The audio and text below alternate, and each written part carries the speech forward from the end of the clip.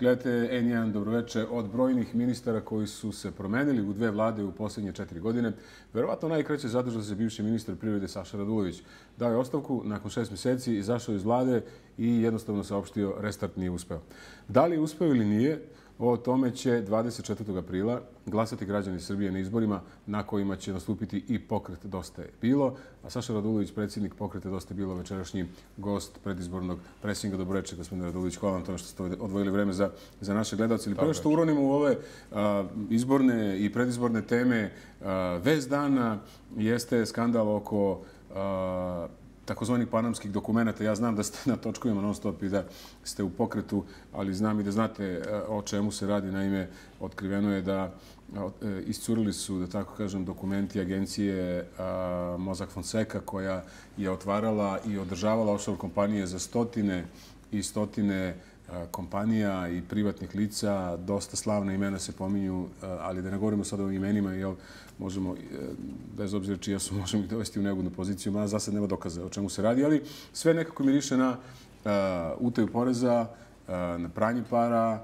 Naravno, opet kažem, svako je nevin dok se suprotno ne dokaže, ali moram vas da pitam, pošto ste se i vi bavili ovakvim, ne kažem vi lično, nego bavili ste se, proučavali ste finansijski inženjering. Je ovo zaista može da bude tako velika afera, imajući u vidu da se pominju čak i neki premijeri, predsjednici država? Pa to je ogroman problem u svetskim razmerama. Naravno, u Srbiji je također ogroman problem, pošto se većina pljačkaške privatizacije isprovela preko koristiće neke offshore firme i one služe uglavnom za ovo što ste rekli, a to je pranje para i za utaju poreza. Velike zemlje već počinju da osjećaju ozbiljan udarac na budžet od tih kompanija. Ja se nadam da je ovo početak, jer ovo jeste vrh ledenog brega i da će zaista te zemlje, govorimo o Americi, o Nemačkoj, o Francuskoj, Velikoj Britaniji, konačno smoći snage da stanu na kraj tome. Ta čitava šema sa offshore zonama i prateće rupice po zakonima koje omogućavaju da ovo bude formalno legalno, mada suštinski ne, da se godinama ne plaća porez i da onda praktično time urušavate budžete tih država. A jesu li za to odgovorni oni koji imaju offshore firme, imajući u vidu da je offshore poslovanje može biti legitimno? Ne znam za vas, ali ja znam ljude koji su imali offshore firme i poslovali su potpuno saglasnosti sa zakonom i legitimno. Da li su to zapravo države same napravile kako bi omogućile ljudima da to rade? Pa ja bih rekao da je to sprega politike i biznisa koji je, lobirajući kod politike, stvorio te rupe po zakonima koje onda omogućio da ovo formalno bude legalno. Mada suštinski, poreske uprave svuda u svetu, pa recimo i u Srbiji, rade na principu fakticiteta. Znači ne na principu formalno gde ste napravili sedište, nego suštinski gde se stvara dohodak. Tako je. I onda bi mogli praktično da ignorišu te formalne stvari. Naša država priznaje offshore firme i priznaje to da iako faktički radite, izrađujete pare ovde, vi ne plaćate porez jer imate offshore firmu koja je vlasnik vaše firme. Pa ja mislim da je... To je postojeći zakon, za ne? Ja mislim da je zakon vrlo jasan, zakon o poreskom postupku i poreskoj administraciji, koji kaže da poreska uprava radi na principu fakticiteta, tako da te formalne zavrzlame ništa ne znače poreskoj upravi, ako ima političke volje da sprovodi svoje nadležnosti. Međutim, problem i ovdje, a i u svetu je sprega između politike i tog kapitala koji praktično politika učestvuje u korupciji i sprečava i nezavisne institucije. Dakle, mi je Srbija izuzetak, da tako kažemo. Daleko to. Jeste vi poslovali nekad preko offshore firme? Ne. Nikad ne? Ne. Neko za koga ste radili? Ne. Ali sam radio za policiju i tužilaštvo i radio na tome da se istraže ti slučajevi. To je jedna jako teška borba sa tim, zato što te male zemlje koje su uvek na nekim egzotičkim ostrvima se stvaraju sisteme tako da ne možete da dođete do pravog vlasnika i onda se koriste razne metode da otkrijete sve to. I naravno na kraju sve to zavisi najviše od volje tužilaštva i volje policije da sprovedu te postupke. I ako se politika umeša, kao što se obično dešava, ti postupci se zaustave i onda kažu, eto, nismo mogli da dođemo do podataka. Dobro, politika se duboko umešala u naše živote ovih dana i ovih nedelja. 24. su izbori. Vi ćete se takmičiti na tim izborima, tako kažem. Koliko sam čuo, još niste predali, Dosta je bilo, još nije predali izbornu listu. Tako je. Mi smo prikupili 13.000 potpisa pre nekih 7 dana, čak i dan više. Što još niste predali listu? Zato što... ste napravili? Pa pripremamo, odnosno sproveli smo jedan javni konkurs za kandidate, za poslanike, za odbornike i taj proces završavamo. Birate preko konkursa potencijalne poslanike? Tako, znači napravili smo kriterijume po kojim vrednujemo ljude, imamo čitav set različitih kriterijuma i pondere koji to mere i onda lokalni odbori vrednuju kandidate koji su se prijavili, prave se lokalne liste, to se sve stapa na Republici i onda praktično Republika dobija i tražimo najbolje kandidate. Ideja je da dobijemo najbolje. Možete nam kažete neko ime, ima li neko koga građani znaju? Kod nas su uglavnom ljudi koji pre nisu bili u politici, koji nisu široko poznati javnosti, ali su svi poznati u svojim stručnim krugovima. Imaćete priliku to da vidite. Biografije ćemo objaviti. Mislimo da imamo izuzetno jaku listu, da se radi o kredibilnim ljudima, dosta mladih ljudi, 30 do 45 godina. Naravno ima i starijih, ima i nešto mlađih. I biografije će biti poznate. Mi smo jako ponosni na to i uglavnom ljudi nemaju nikakvo prethodno političko iskustvo. Znači još i otvoren konkurs da se neko prijavi za poslanika za listu, dosta je bilo. Konkurs je zatvoren. A zatvoren je. Zatvoren, međutim, završavamo ovo rangiranje jer hoćemo zaista da lokalni odbori ocene kandidate, a ne da se iz centrale ocenjuje. I interesantno, mada mnogi ljudi ne veruju, ja ne pravim listu za izbore. Odnosno, jer imate svih 250 kandidata ćete imati za celu Srbiju? U celoj Srbiji nam se prijavilo preko 1500 kandidata. Mi ćemo to svesti na manji broj. Da li će biti svih 250 ili ne, još uvek ne znam, ali... Vojvodina? Vojvodina također, da. Isto? Dobro. Isti proces, znači, na svim nivoima. U redu. Ajde da sad nekoliko reči samo, dosta je neobično ovo, pretpostavljam, zanimljivo za naše gledalci, malo o vašoj saradnji sa drugima. Je li, pošto je očigledno da dosta je bilo izlazi potpuno usamljen na ovim izborima, ne kažem da ste siročeni, da vam nešto neko treba, ali da li je to zaista deo političke strategije pokreta ili kako neki analitičari kažu i to vide deo, recimo, vašeg političkog egocentrizma, da vam tako posle pitanje nećete se ljutiti? Daleko od toga. Isto pitanje možete da postavite svim ostalim članovima glavnog odbora i članstvu koje je jednoglasno u tome da na izbore izlazimo samostalno, znači ovo ne potiče samo od mene, nego od cele organizacije. Ljudi koji su glasali za nas na prethodnim izborima 2014. godine, njih 2,1%, 75.000 glasova, ti ljudi znaju zašto su dali glas i mi to nećemo izneveriti. Ovu strategiju da samostalno izlazimo na izbore smo tada postavili, to je bio februar 2014. I to nismo napustili do danas. Mislimo da su 2 godine dovoljne, da se jedna nova politička snaga napravi u Srbiji i da se proverimo na izborima, da vidimo šta glasači misle o tome. Pa ako glasači ne daju poverenje ovome što radimo, onda možda treba da vidimo da radimo nešto drugo. Ne tako davno u ovoj emisiji, sedeći u toj stolici koju ste vi sada, Borko Stefanović, predsjednik Pokreta Levice, rekao je da je pokret dosta je bilo i vi lično ste odbili saradnju sa njim. Da. Pa nije pitanje saradnje, mi sarađujemo sa svima i sa Demokratskom strankom. Odbili ste zajednički izlazak na izbore, koaliciju smo odbili. To nije jedina, bilo je dosta ponuda za koalicije i mi smo rekli... Ko vam je nudio koalicije? Pa ne bih da, to je više pitanje za... Ali ispada da je dosta bilo dobro udavača, tako kažem, politička, čim je toliko prosaca bilo, jel? Po vašim rečima? Ispada tako, da. Čini nam se da zauzimamo centar političkog spektra, svi mogu sa nama praktično i vide da imamo dosta podrške, imamo dosta glasača, ovaj put sigurno ulazimo u Skupštinu. Prema tome, ovo je za sve te stranke... Šta ako ne uđete u Skupštinu? Ja mislim da se to neće desiti, ali čućete, bit će neke stvari obećanja koje ćemo dati biračima. Ovaj put sigurno... Obećanja pre izbora ili posle izbora? Pre izbora, naravno. Dobro. Ono što je u vezi sa vama zanimljivo jeste da još niste ni na ove izbore izašli, već ste najavili sledeće, koji bi po vašoj proceni trebalo se desiti sledeće godine, 2017. zajedno sa predsjedničkim izborima, jer se, kako ste izjavili ili napisali na svom blogu, sad ne mogu da tačno se setim, ili u komentaru nekom svom autorskom, jer se SNS raspada. Jel vi stvarno verujete da se SNS raspada i da ljudi veruju da se ta partija raspada i da ćemo gledati izborne kutije i sledeće godine? To je naša politička procena i to je, birači su čuli jasno šta smo kazali i po tome će nas i meriti, da li racionalno procenjujemo političku situaciju ili ne. Podsjetit ću vas, u junu mesecu 2015. godine sam također najavio da će biti izbori republički zajedno sa lokalnim, ja mislim baš na vašoj televiziji. Očekujemo da će SNS na ovim izborima pasti ispod 40%. Znači da će osvojiti manje od 40% glasova. Za vas je raspad SNS-a kad SNS padne ispod 40%. Zašto bi to bio raspad kad kompletna opozicija možda u ovom trenutku nema sve zajedno 40%? Zato što se u javnosti stvara utisak, percepcija u stvari, da je popularnost SNS-a na 50%, da uživa premijer zdušnu podršku ogromnog dela biračkog tela, pa kad se vidi da to nije tačno i da su ta istraživanja javnog mnjenja u stvari nameštena i kad se vidi da je procenat recimo negdje oko 35% ili 38%, to će biti početak kraja, jer ta kola se više ne zaustavljaju, ona idu nizbrdo. 38% je procenat koji posle Miloševića niko nije imao, koliko se ja sećam, na svim izborima, svih 11, ako se ne varam. Jako je bitna dinamika. Znači, kad krenete sa 50 i pređete na 38%, vas ništa više dalje ne zaustavlja. I onako brzo kako je rasla popularnost premijera i to na lažima i obmanama građana, ja mislim da će još brže... Se sjećate s koliko procenata je SNS i SPS-u formirali vladu u kojoj ste vi bili ministar?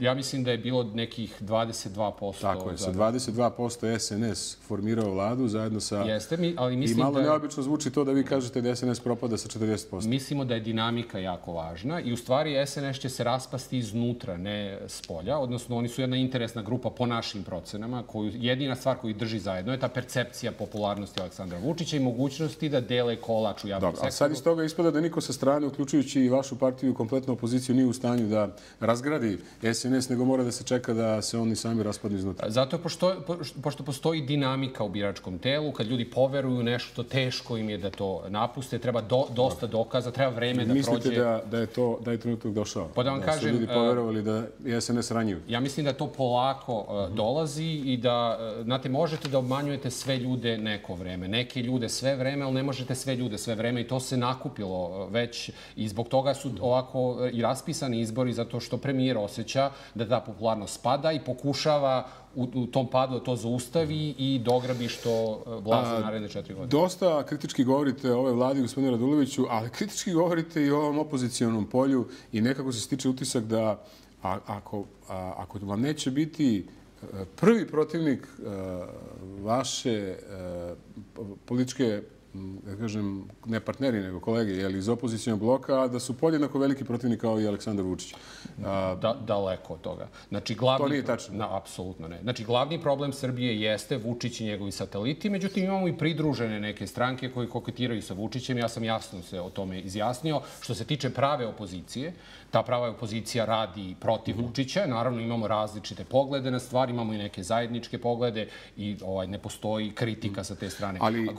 Govorimo o suštini partokratskog sistema u čijem centru jeste premijer. Dobro, ali evo šta hoću da se pitam. Dakle, ako biste bili u prilici da formirate vladu, toliko je malo onih s kojima možete da sarađujete, barem prema vašim rečima, da vi u stvari ne biste ni mogli da formirate vladu. To nije tačno. Mi smo jasno kazali s kim možemo, s kim ne možemo da sarađujemo. A uglavnom ni sa kim ne možete. Tako izgleda iz onog što ste rekli.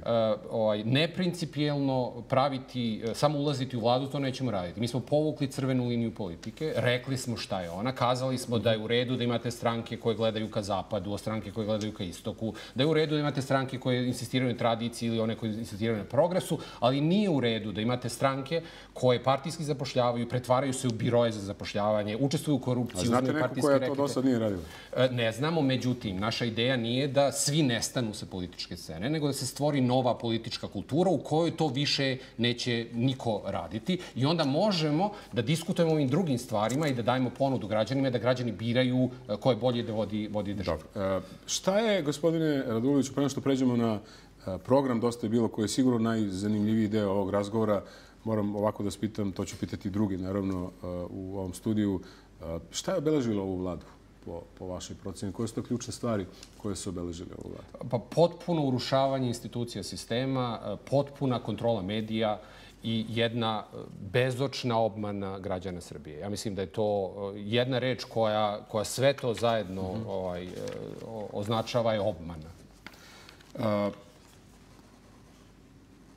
Svaki potez, čini mi se, ako se pogledaju saopštenja Dosta je bilo i vaša lična, vidite kao svaki potez ove vlade, u stvari svaki segment rada ove vlade vidite kao katastrofalan. Od subvencija preko funkcionisanja pravosuđa do zakona o zemljištu. Postoji nešto zašto biste mogli da kažete nije baš tako crno, nije katastrofalno, ovaj segment vlade ili ovo ministarstvo je nešto radilo dobro ili su baš svi toliko loši da nemate nijednu reč?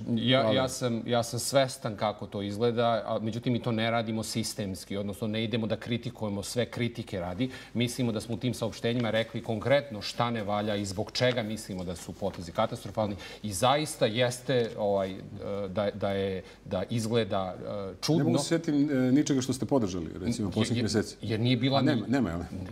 Ako vi znate, ja bih voleo da čujem i ispravio bi se. Pa dobro, evo, mnogi govore o jednom dobrom evropskom kursu ove vlade, o rešavanju međunarodnih odnosa, evrointegracijama. Pa, dobro, vi se smijete. Ja vam kažem da mnogi vrlo pozitivno misle i brane tu politiku. Pa ja ne znam šta je konkretno tu. Znači, pod zastavom ulaska u Evropsku uniju već godinama se vrši pljačka Srbije, urušavanje svih institucija sistema, počinjavanje medija. Ja ovo govorim svim i stranim partnerima s kojim razgovaramo i mislim da su zarad kratkoročnih interesa žrtvovali proklamovane vrednosti i principe. Tako da ja tu ne vidim nikakav boljitak. Finansije u Srbiji bolje stoje nego što su stajali kad ste vi bili u vladi. Znate šta, gurnuti deficit sa nivoa Republike na opštine, javna preduzeća u džepove građana nije boljitak, jer vam to nastavlja trend pada. Vi morate da stvorite uslove za privredni rast. Ja vas samo pitam da li je Srbija u boljem finansijskom stanju, mislim na fiskalnu politiku u ovom trenutku, nego kad ste vi bili ministar? Mnogo gorem, jer u međuvremenu smo nazidali još jedno 4 milijarde javnog duga, tako da je situacija za 4 milijarde evra gora. Treći put da vas pitam. Ne govorimo o uslovima, o načinu na koji je postignuta finansijska stabilnost, ovako kako se predstavlja. Opet vas pitam, vrlo jednostavno, da li su finansije u ovom trenutku u boljem stanju nego kad ste vi bili, nezavisno od toga kako je do toga? Odgovor je nedvosmisleno ne, zato što je javni dug porastao i još više je nagrizen ceo javni sektor, da ne govorimo svim preduzećima koje su praktično otišla u stečaj i rasturanju i svih javnih preduzeća. Znači, prilike koje smo imali 2014. godine, na početku 2014. godine, mi tako dobru situaciju više nećemo imati. Iz godine u godinu, odnosno iz meseca u mesec, situacija u kojoj se Srbija nalazi je sve gora. I mi smo sada mnogo zaduženi. Podsjetit ću, Aleksandar Vučić kada je došao na vlast, javni dug je bio 15,5 milijardi evra, to je sredina 2012. godine. Danas je oko 25. To je preko 9 milijardi evra više javnog duga nego kad je preuzeo vlast. Tadić, podsjetit ću vas, kad je preuzeo vlast 2008. godine, javni dug je bio 7,5 milijardi. Kad je napustio 2012. bio je 15,5, to je 8 milijardi. Ruku na srce, dug od 25 milijardi nije tako zastrašujući.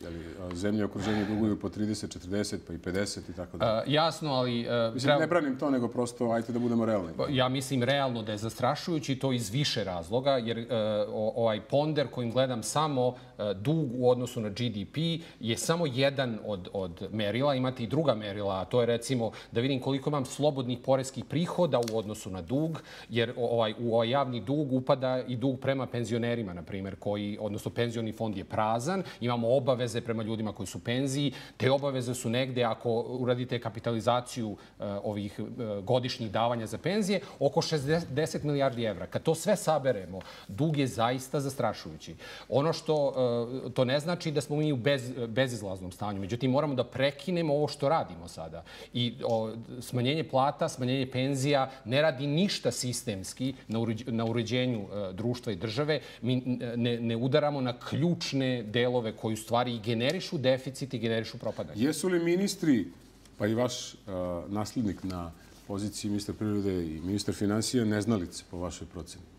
Ili se radi o nečemu drugom? Pa ja mislim da delom da. Jer to, kako vi govorite, izgleda kao da niko ništa ne zna u ovoj vladi. Delom da, međutim, ja mislim da je mnogo veći deo toga, čak i kad ljudi nešto znaju. Problem je u centru vlade, a to je premijer. Znači, ja sam i podneo ostavku zbog premijera, ne zbog drugih ministara. Ljudi čak i kad imaju dobre namere. Ali rekla bi se da nemate nikakav respekt prema njima, jer ste poništili sve rezultate, ako ih eventualno bilo, u svim poljima svih ministarstva. Ja ih ne vidim, ja pozivam bilo koga da ih iznese, pa da, recimo, otvoreno razgovaramo o tome. Ja bih rado razgovarao i sa ministrom privrede i sa ministrom financija i da pogledamo te brojeve i da pričamo konkretno o njima. Znači, kad ne radite, kad idete kontra struke, kad govorite stvari koje zaista nemaju veze veze sa životom. Kad vidite da kao papagaji ponavljaju nešto što premijer traži od njih, pa ja nemam drugu reč, mogu da mislim ili da su potpuno nesposobni, da ne razumeju šta rade, ili da su dirigovani. Ja mislim da je kombinacija te dve stvari.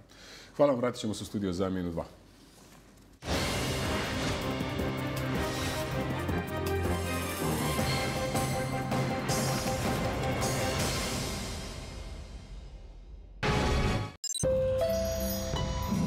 Тонус.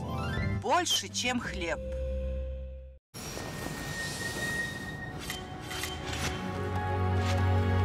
Amstel, ponosni sponzor UEFA Ligi Evrope. Pitali su nas da li možemo naučno dokazati strast koju osjećate dok vozite novi Renault Megane. Zbog toga smo sproveli eksperiment koristeći se najsavremenijom tehnologijom. Naučnici su pažljivo proučavali sve podatke da bi otkrili izvor strasti i zaključak je bio: ako želite da osjetite strast, vozite ga. Novi Renault Megane. Probudi svoju strast.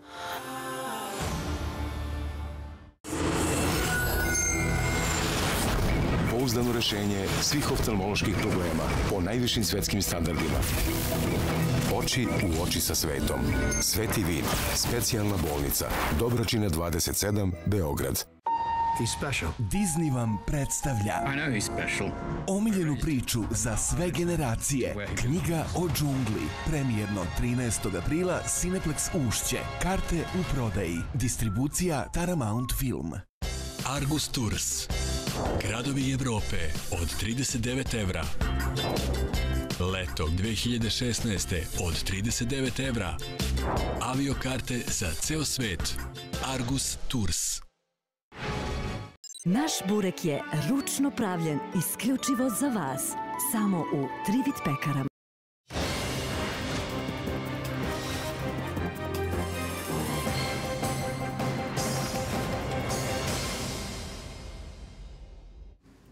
Saša Radulović, predsjednik pokreta Dosta je bilo, gost još jednog predizbornog presinga u nizu. Gospodine Raduloviću, da se fokusiramo malo na program Dosta je bilo, to je, čini mi se, ono što je veoma važno i ono što bi naši gledalci sigurno volili da čuju. Nekako se u moru ovih kritika ponekad izgubi ono što su vaše alternative i vaše ideje. Pa evo ovako, da krenemo onda o ekonomiji o kojoj smo i malo čas govorili. Moram ovako da vas pitam, mnogi vas zapravo vide kao jednu vrstu neoliberala koji se nekako nedopustivo malo interesuje za sudbinu živih ljudi u ovoj zemlji, naročito radničke klase. Videli su vas kao nekog protivnika, imajući u vidu način na koji ste podržavali zakon o radu.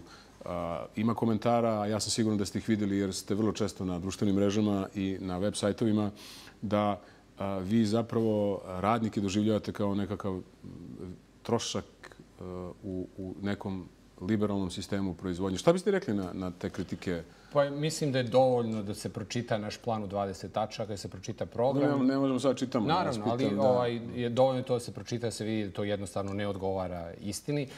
Mi se zalažemo za uvođenje reda na svim nivoima. Ako pogledate program koji smo ponudili, tu postoji i univerzalna socijalna zaštita, i zdravstvena zaštita za sve, i penziona zaštita za sve, i plaćeno obrazovanje, i kultura koja se podržava iz budžeta, ali hoćemo uvođenje reda. Znači, moramo da imamo sistem, moraju da budu jasne sistematizacije radnih mesta, moraju transparentno se objavljuju svi ugovori koje država potpisuje, za svaki dinar mora se zna kome odlazi, pod kojim uslovima, mora imovina da se popiše. Znači, ove neke bazične stvari za koje, ja mislim, svaki čovek zna unutar svoje porodice, a nema nijednog razloga zašto to ne treba da se dešava. Šta mislite, zašto vas ljudi doživljavaju tako? Doživljavaju se kao neko ko je surovi liberal, koji će dosta interesa da zapostavi da bi rešio neke stvari? Ja mislim da je to deo političke borbe gde se te stvari podmeću. Mi, naravno, sa neoliberalizmom nikakve veze nemamo. Naš fokus ekonomske politike je domaća privreda i porodične firme. Znači, u Srbiji imamo 1.600.000 porodičnih firmi, gde su i porodična gazdinstva, poljoprivredna i preduzetnici, male deo firme, koji zapošljavaju mali broj ljudi, gde praktično prehranjuju svoje porodice. Njih preko 500.000 zapošljava 1.600.000 ljudi. Država zapošljava 700.000 200.000, proširen javni sektor, dok recimo tajkuni i svi strani investitori zajedno oko 300.000. Znači, centar ekonomske aktivnosti u Srbiji su porodične firme, one trpe pod ogromnim teretom poreza i doprinosa koji su preko 60% i oni generišu ogromnu sivu ekonomiju. Zatim, pod velikim birokratskim opterećenjem koje mora biti smanjeno. Da ne govorim o tome da recimo u 21. veku mi imamo situaciju da naše firme ne mogu da koriste PayPal, ne mogu da prodaju svoje proizvode recimo preko eBay-a zbog restriktivnog zakona o deviznom poslovanju. Znači, mnogo takvih sitnih zakona koji uništavaju potencijal te male privrede. Ajmo redom. Evo sad ste pomenuli sivu ekonomiju koja se događa zbog toga što su porezi i doprinosi zaista veliki. Nema tog političara koje nije obećavao i sanjao da će smanjiti porezi i doprinose.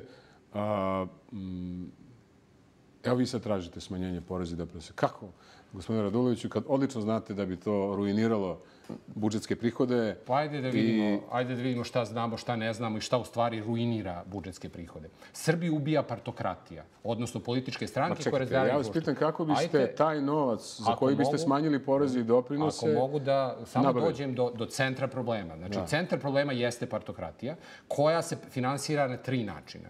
Prvi je partijsko zapošljavanje, a to su partijski kadrovi postavljeni na izmišljena administrativna radna mesta sa kupljenim diplomama sa izmišljenih univerziteta. Njih ima oko 15% u javnom sektoru. To je godišnji trošak od 1 milijardu evra. Drugo, na subvencije se godišnje baca, oko 1 milijardu evra. Od toga u poljoprivredi je samo 230 miliona. Ja biste sutra zatvorili Železaru i rekli društvo, doviđenja, žurka je gotova, razilazak. Nema više ni dinara. I ostavili 5.000 ljudi. Za sve firme u Srbiji, ovo sam radio isto kao i ministar, procenjuje se da li ta firma može da opstane ili ne, tako što se uradi lična karta, popiše imovina, popišu obaveze, uradi finansijsko restrukturiranje. Nakon toga se uradi analiza tržišta, poslovni plan i investicioni plan. Da vam kažem, svaka kompanija može da se stavi na noge. Svaka. Pitanje je kolika je investicija potrebna. Pa kad to izračunate, koliko novca treba da uložite i koliko je to rizično, i kad to uradite za sve kompanije, onda možete racionalno da procenite da li nešto vredi ili ne vredi. Drugim rečima, vi u stvari biste morali da rešite niz drugih problema kako biste stvorili uslov da smanjite poreze i doprinose, jer tih para nema. Niz tih drugih problema se može, odnosno srediti, sistem se može dovesti u red za godinu dana i to je taj plan od 20 tačaka. O kome smo rekli, ovih 20 tačaka se može sprovesti za godinu dana.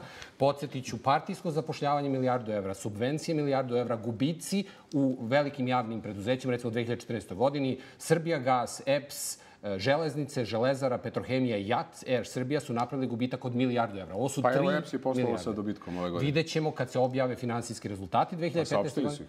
Saopštili, kad ih vidimo detaljno, saopštila je Air Srbija, na primjer, 2014. godine su napravili dobit od 2,8 miliona evra, pa smo onda videli kad su stigli finansijski izveštaji... Sigurno nije imao donacije kao Air Srbija. Da vam kažem, ne znam, vidjet ćemo kad objave... Ne verujete na reč. Ne verujem nikome na reč. Znači, pogledat ćemo kako stvari stoje. Ono što hoću da kažem je, ovo je gde je problem deficita, ovo je razlog zašto imamo ogromne poreze i doprinose, ovo je razlog zašto nam stalno raste javni dug. Znači, treba napasti uzrok. Kad to uradite, onda vam se otvara prostor i za univerzalnu socijalnu zaštitu, i za smanjenje poreza i doprinosa, i za overu zdravstvenih knjižica za sve građane. A to je upravo ono što želimo. Prema što nastavim dalje s ovim temama, jednu digresiju. Nema tog ko pred izbore nije obećavao dosta od ovih stvari koje ste i vi pomenuli.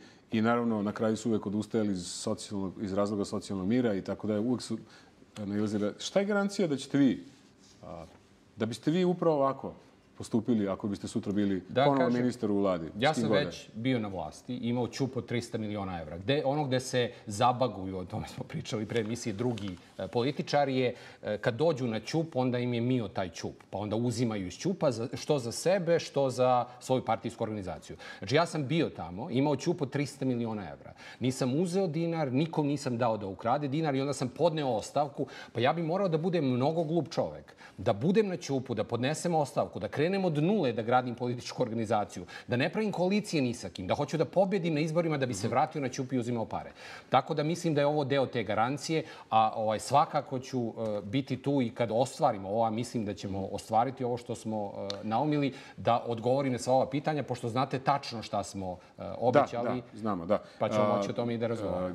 Malo čas ste pomenuli subvencije. Vi ste ogorčeni protivnik subvencionisanja novih radnih mesta. Zbog čega ste toliko ogorčeni protivnik ovakvog stimulansa? Ja sam siguran da će gledaoci, pogotovo privrednici i mali privrednici, ovo jako lako razumeti.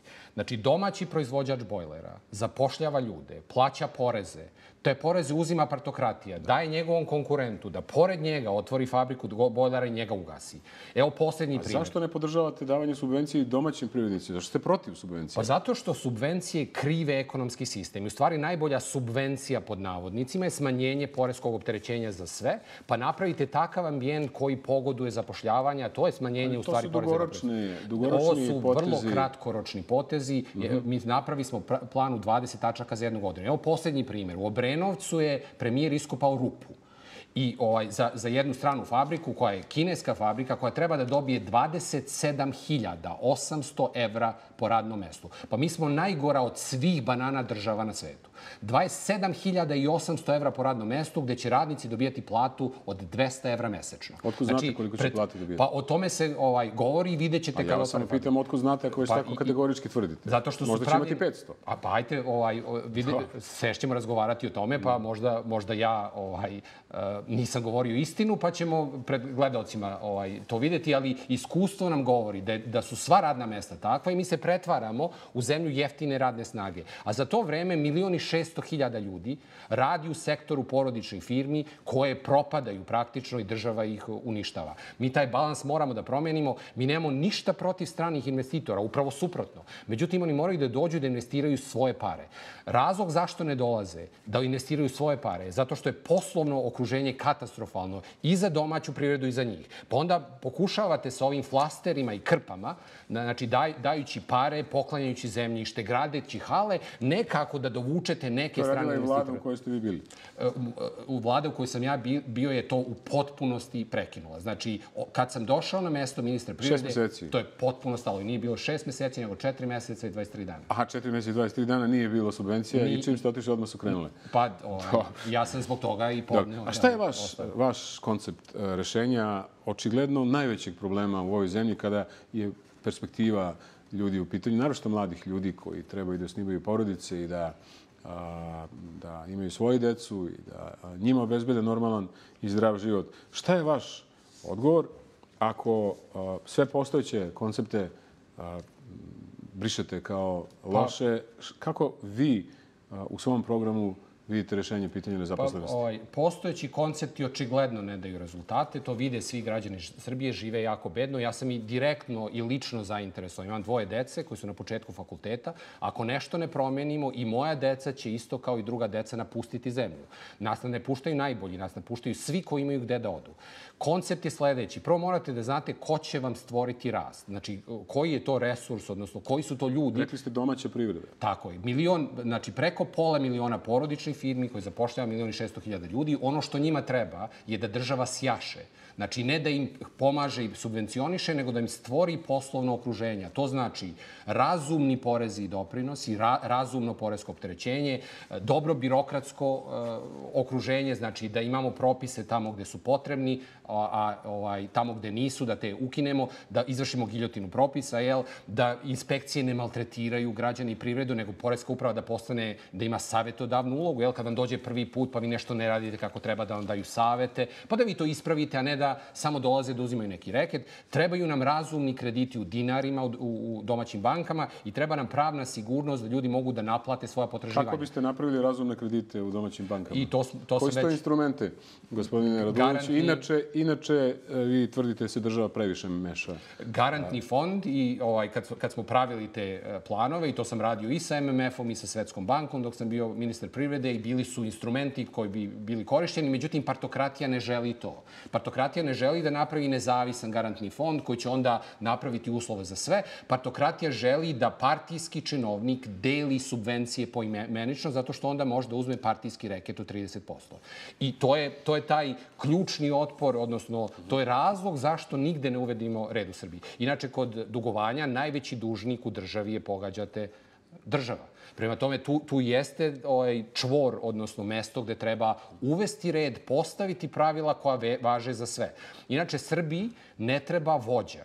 Znači, ja nisam vođa, niti sam ikad u životu tražio vođu i ja ne znam građane, pristojne ljude da im je potreban vođa. Srbiji je potreban sistem. Kod nas je problem u sistemu, sistem je iskrivljen. Često ljudi kažu imamo problem sa mentalitetom, da građani u Srbiji imaju problem sa mentalitetom. To zaista je jedna potpuna besmislica. Jer kad kažu pogrešan mentalitet, znači u glavama nam nešto ne valja. Uzmete bilo kog građana Srbije, prebacite ga u Nemačku, funkcioniše odmah. Znači, nije problem u glavama ljudi, nego u sistemu. Iskrivljen sistem lupežima nizbrdo, pristojnom svetu uzbrdo. Kad bi Nemačka imala ovakav sistem, ličila bi na Srbiji. Znači, mi moramo da uvedemo sistem, jednaka pravila za sve i treba da bude politička volja da se to uradi. A politička volja ne postoji jer kad bi uveli red, onda ovakva partijska mašinerija sa Babićima i kojekakvim polupismenim ljudima koji vode najvažnije institucije u Republici Srbiji više ne bi mogli da budu na tim mestima. I to je u stvari jeste ključni problem, ta negativna selekcija. Mi recimo volimo sport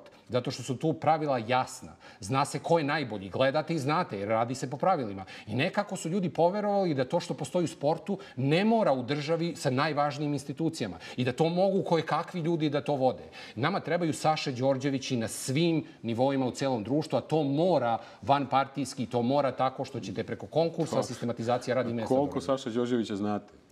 Ako im je potrebno toliko. Da vam kažem, oduševili bi se kada bi putovali po Srbiji i upoznali kakvi svi ljudi i žive ovde i koji su napustili zemlju. Ali partokratija je takvu stegu napravila nad prirodom i građanima da ljudi misle da kod nas postoje samo Babići. Šta biste uradili sa subvencijama za poljoprivredu? Poljoprivreda je jedna veoma važna grana za Srbiju i za izvoz, da. Prvo, pomenuli ste ovaj Tenisov zakon, odnosno zakon o poljoprivrednom zemljištu koji omogućava vladi. Nema veze. Pa rekli ste da imali smo problem sa tim, pa sa subvencijama. Znači, da država daje 30% najbolje zemlje u svim opštinama u Srbiji velikim investitorima diskreciono, bez pregovora, bez tendera, na osnovu nekog investicionog programa. Mi mislimo da zemlju treba dati domaćim poljoprivrednicima, da treba ograničiti posed, da je model izmišljen, da je topla voda izmišljena, postoji u Danskoj, na primjer Holandiji, oni bi nam pomogli i trebaju nam zadruge. Tako treba sistem usmeriti ka tome i ako uzmem recimo 300 miliona evra koliko je budžet Ministarstva poljoprivrede, to je dovoljno da u svakoj ruralnoj opštini u Srbiji napravite zadrugu sa početnim kapitalom od 2 miliona evra, odnosno sa kapitalom od 2 miliona evra svake godine. Taj novac se onda koristi za nabavku đubriva, goriva, semena zasada i plasmanu robe i zaobilaženju prekupaca i nakupaca. Ovo je sistem. Subvencija je krpa na zakrpu i najbolja subvencija je u stvari kad smanjite troškove poslovanja,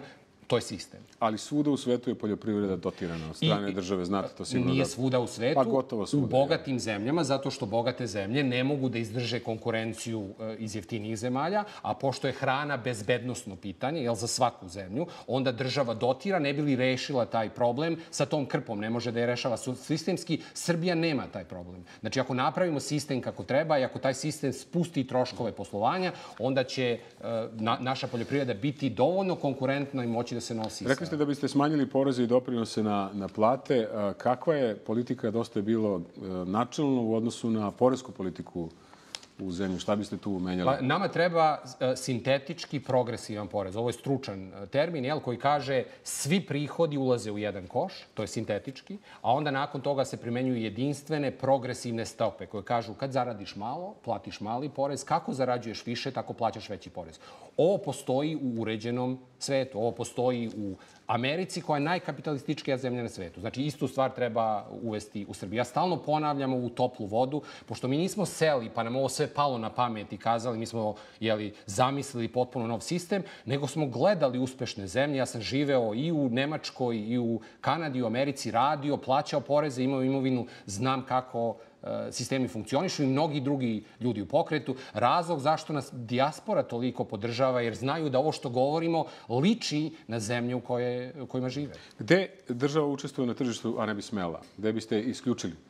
Pa ima dosta, gde god država upravlja sa firmama, gde god se država meša i direktno određuje cene i radi bilo šta na tom nivou je pogrešno. Ono što nam treba, recimo, sa javnim preduzećima, umesto prodaje, ta preduzeća treba da izađu na berzu. Treba da pratimo modele Nemačke, na primjer Norveške, koji su svoja velika javna preduzeća polako izvele na berzu i onda su delom ostalo u vlasništvu penzionih fondova, delom građana i delom, naravno, i stranih investitora, ali ne prodaju se firme strateškim investitorima, kao što su pokušali sa Telekomom, jer strateški investitor ne kupuje kompaniju, on kupuje tržište. Znači, država treba da se povuče iz privrede, ali treba da ima jaku regulatornu ulogu, da nadgleda šta se dešava na tržištu i da pravi sistem koji je u interesu građana. Hvala vam, vratit ćemo se u studio za minut 2.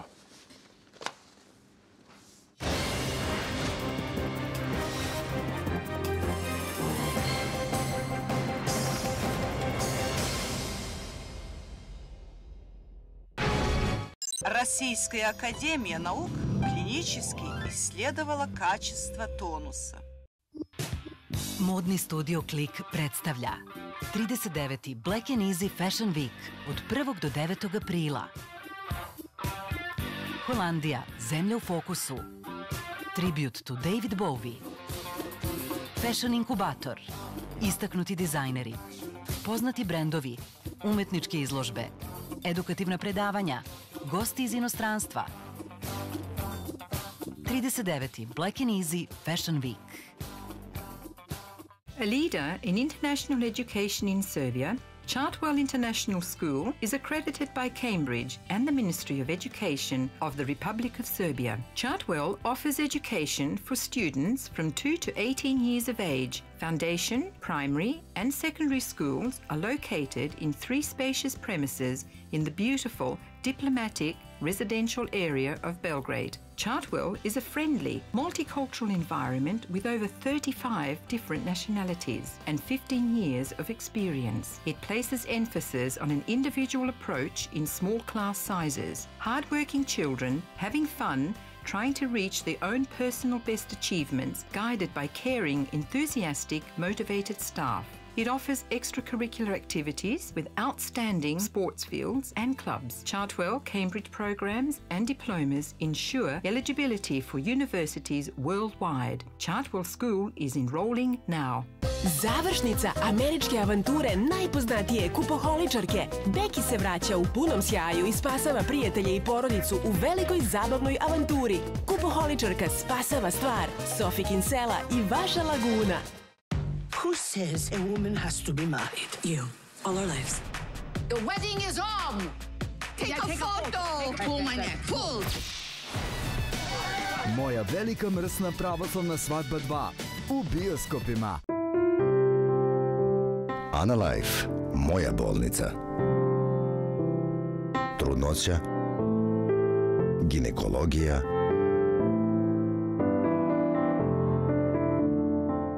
interna medicina. Od naših pregleda teško da može nešto da se sakrije. Opšta bolnica Analife u mirnom kraju Zemuna. Moje mantije. Ukus koji nećete zaboraviti samo u Trivit pekarama.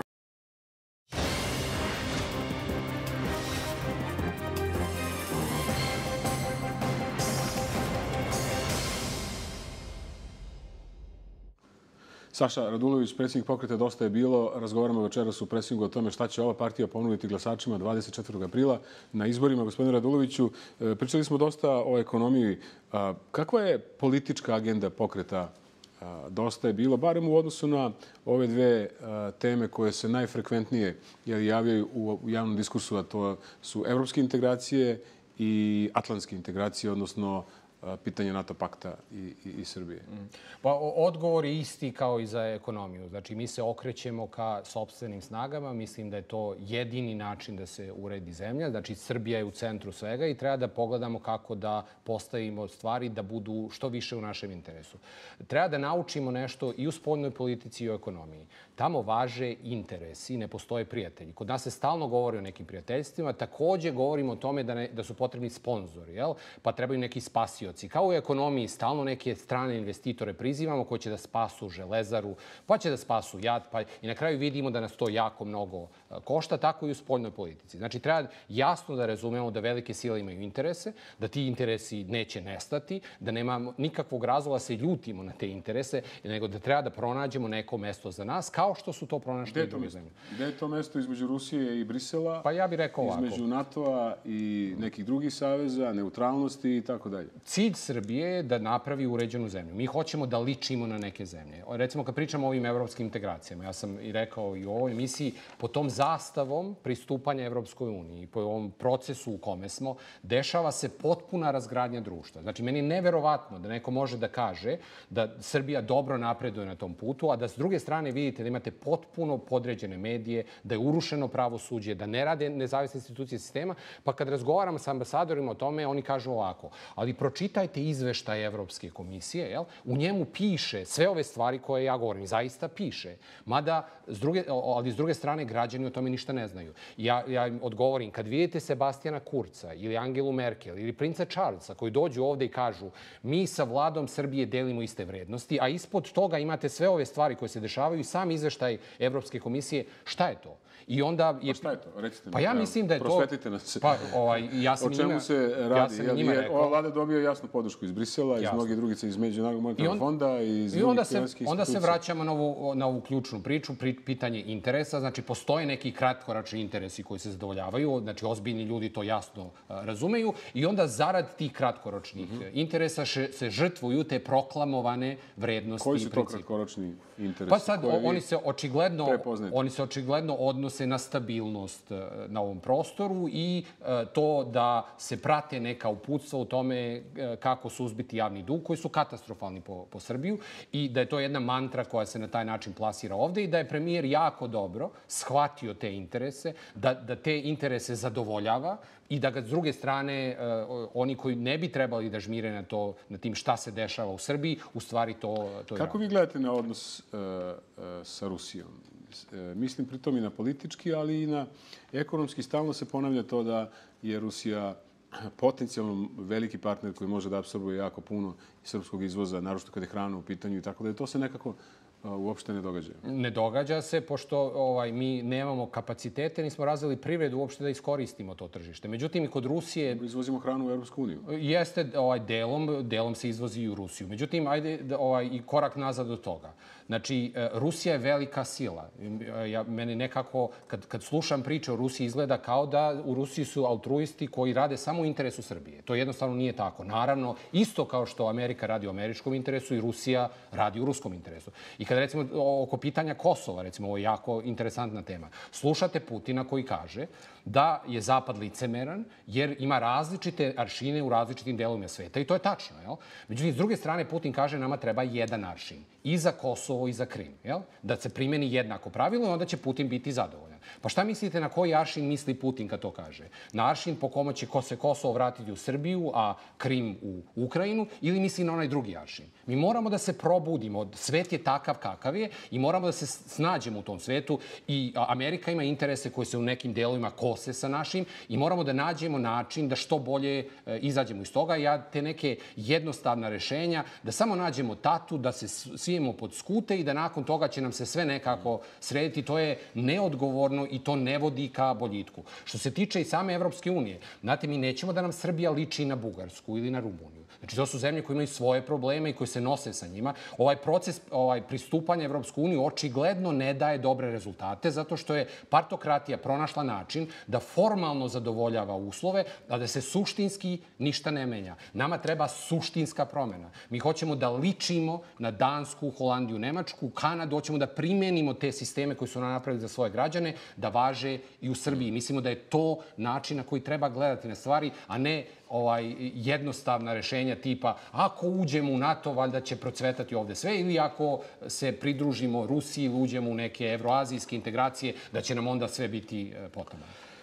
Sva je prilike, gospodine Raduloviću, da se i Haški tribunal umešao u predizbornu utakmicu u Srbiji. Dosta referenci ima sa svih strana kada je u pitanju presuda Haškog tribunala predsjedniku Srpske radikalne stranke Vojislavu Šešelju. Kakva je vaša prva impresija bila?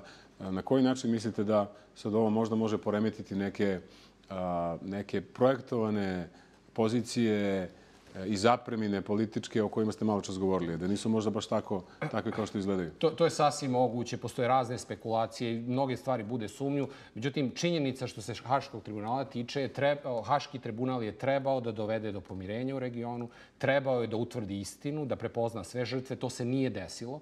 Dosta politizovanih stvari se desilo i praktično izgubio je kredibilitet. Meni je žao zbog toga, zato što jeste činjenica da same zemlje, pogotovo odmah posle rata, nisu bile u stanju da unutar sopstvenih pravosuđa iznesu tu pravdu za žrtve koje su svi narodi podneli, neki više, neki manje, zavisno u kom delu bivše Jugoslavije, ali Haški sud, nažalost, nije to opravdao i, recimo, kod same presude Šešelju, znači, držati nekog u pritvoru toliko dugo sa oslobađajućom presudom, pa to je kršenje svih prava ljudi. Mi smo o tome i govorili. Međutim, s druge strane, kad govorimo o tome da dođe zahtev za izručenje, ako je država Srbija preuzela neku obavezu i potpisala ugovor, onda ona mora da poštuje to što je potpisala. Inače, nismo kredibilan partner. Onda nas to košta na mnogim drugim stvarima. Znači, kad preuzmemo neku obavezu, koja god vlada da je preuzela, ili imate način da je raskinete, ili morate da je poštujete. Inače, niste kredibilan partner. Kako biti kredibilan u scenariju i u suđenju koje je jako daleko i možda je sve drugo, samo nije bilo kredibilno suđenje Vojislavu Šešelju? Kako onda biti toliko kredibilan? To je takođe, na što pozivate?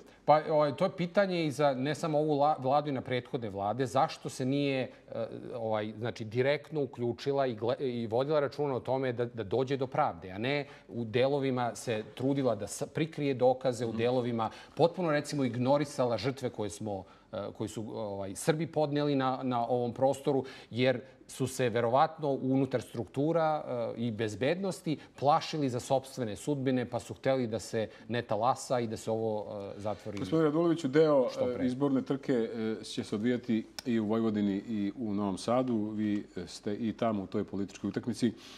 Ajde ovako da vas pitam, pošto veoma kritički govorite o republičkoj vladi, kakvu poziciju u vašim kritičkim observacijama zauzima vojvođanska vlada? Je li ima bolju ocenu od ove republičke vlade ili imate i njima šta da zamerite? Jako je teško kazati bolju. Mogu da kažem manje lošu. I to je pitanje rezultata rada. I mi mislimo da prva stvar koja treba da se uradi na svakom nivou vlasti u Republici Srbije je ova potpuna transparentnost o kojoj govorimo. To je svaki dinar mora da se zna gde je otišao i to i unazad. Znači, ne samo... Ima li tu razlike između vlade Bojana Pajtića i vlade Aleksandra Vučića? Pa velika je razlika u tome što Vojvodina raspolaže sa mnogo manje novca, pa je i šteta netransparentnog trošenja i partijskog zapošljavanja kudikamo manja. Međutim, suštinski sistem je vrlo sličan. Mi smo videli neke dobre korake Demokratske stranke u pravom pravcu. Oni su nedovoljni, ali smo ih pozdravili, zato što su krenuli sa tom transparentnošću i to je bio i deo razgovora koji sam imao sa Pajtićem. O tome smo u stvari i razgovarali, jer mislimo da želimo da cela politička scena pređe sa te druge strane crvene linije razdvajanja u politici i da dobijemo tu transparentnost, ne bi li onda mogli da imamo različite političke stavove i da se takmičimo kod birača. Tako da manje loše jeste, ne ponašaju se ni približno onako kao u Republici, ali i nemaju ni instrumente da to rade. Radi se od kudikamo manje para i naravno mnogo manje nadležnosti. Šta biste tamo menjali u Vojvodini?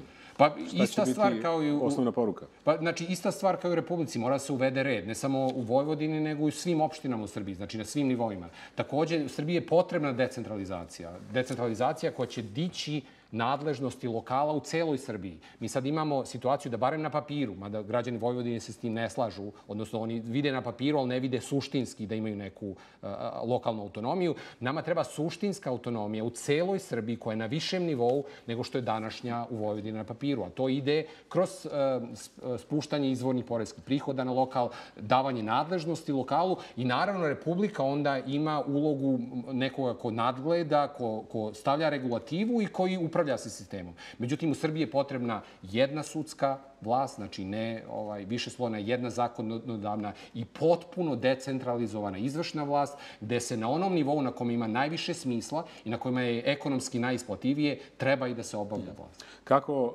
dosta bilo stoji u Vojvodini i u Novom Sadu, po vašim informacijama? Pa, mi mislimo da najbolje stojimo u Beogradu, gde smo preko 10%, u Vojvodini mislimo da smo oko 8%, u ostatku Srbije između 3 i 4%, tu nam medijski mrak pravi najveći problem. Jako je teško doći do sela u ostatku Srbije. U proseku mislimo da smo preko 6% i dalje rastemo. A šta očekujete inače kao rasplet politički u Novom Sadu i u Vojvodini? To je teško proceniti sada. Mi mislimo da SNS je daleko ispod onoga što projektuju, pogotovo u Novom Sadu i tim nekim gradovima. Ono što jeste veliki problem, i to smo lično doživjeli na terenu, recimo u jednom malom selu Kljajićevo, pored Sombora, bili su izbori pre mesec, 2 dana, gde je sa kampanjom direktno upravljao brat premijera Andrej Vučić, koji je delio sa ekipom pakete osiromašenim građanima, paketi sa brašnom, uljem i šećerom. To nešto novo na izborima, gospodine Raduloviću. Pa znate šta, kad to radi brat premijera, to je zaista zabrinjavajuće u ime SNS-a. A on je u toj partiji, izvinite. Pa ja to razumem, ali ovo je nešto na što bi policija morala da reaguje, a jednostavno nemamo nikakvu reakciju. Znači, osiromašite građane, dovedete ih do bede i onda im kupujete glasove sa paketima koje vrede po 10 evra. Ali nije to njihov izum svakako. Ja se slažem sa tim, ali nije pitanje da li je nešto nečiji izum ili ne, nego je pitanje da li to radite ili ne. Ovo bi trebalo biti nedopustivo u 21. veku. Da, vi nećete deliti ništa? Nikada, da. Hvala vam na vremenu koje ste posvetili gledalcima televizije N1. Gost predsjednika večeras bio je predsjednik pokreta Dosta je bilo, Saša Radulović. Ostanite uz nas. Prijatno večer.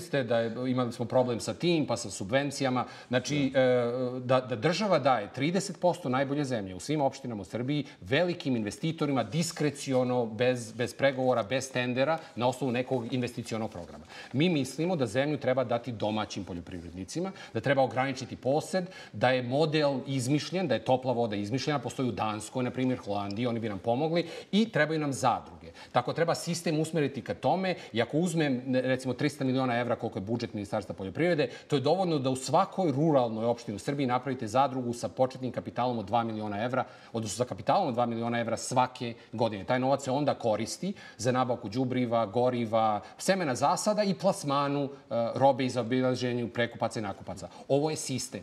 Subvencija je krpa na zakrpu i najbolja subvencija je u stvari kad smanjite troškove poslovanja.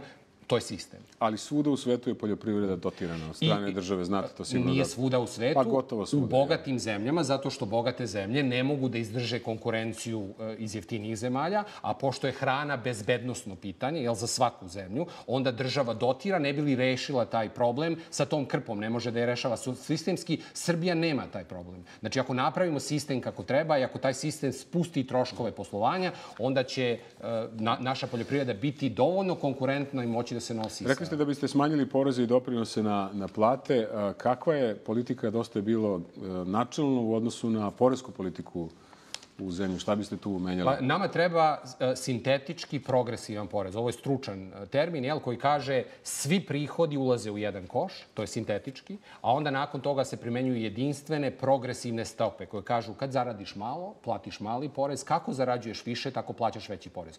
Ovo postoji u uređenom svetu, ovo postoji u Americi, koja je najkapitalističkija zemlja na svetu. Znači, istu stvar treba uvesti u Srbiji. Ja stalno ponavljam ovu toplu vodu, pošto mi nismo seli, pa nam ovo sve palo na pamet i kazali, mi smo zamislili potpuno nov sistem, nego smo gledali uspešne zemlje. Ja sam živeo i u Nemačkoj, i u Kanadi, i u Americi, radio, plaćao poreze, imao imovinu, znam kako sistemi funkcionišu i mnogi drugi ljudi u pokretu. Razlog zašto nas dijaspora toliko podržava, jer znaju da ovo što govorimo liči na zemlju u kojima žive. Gde država učestvuje na tržištu, a ne bi smela? Gde biste isključili? Pa ima dosta, gde god država upravlja sa firmama, gde god se država meša i direktno određuje cene i radi bilo šta na tom nivou je pogrešno. Ono što nam treba, recimo, sa javnim preduzećima, umesto prodaje, ta preduzeća treba da izađu na berzu. Treba da pratimo modele Nemačke, na primjer Norveške, koji su svoja velika javna preduzeća polako izvele na berzu i onda su delom ostalo u vlasništvu penzionih fondova, delom građana i delom, naravno, i stranih investitora, ali ne prodaju se firme strateškim investitorima, kao što su pokušali sa Telekomom, jer strateški investitor ne kupuje kompaniju, on kupuje tržište. Znači, država treba da se povuče iz privrede, ali treba da ima jaku regulatornu ulogu, da nadgleda šta se dešava na tržištu i da pravi sistem koji je u interesu građana. Hvala vam, vratit ćemo se u studio za minut 2.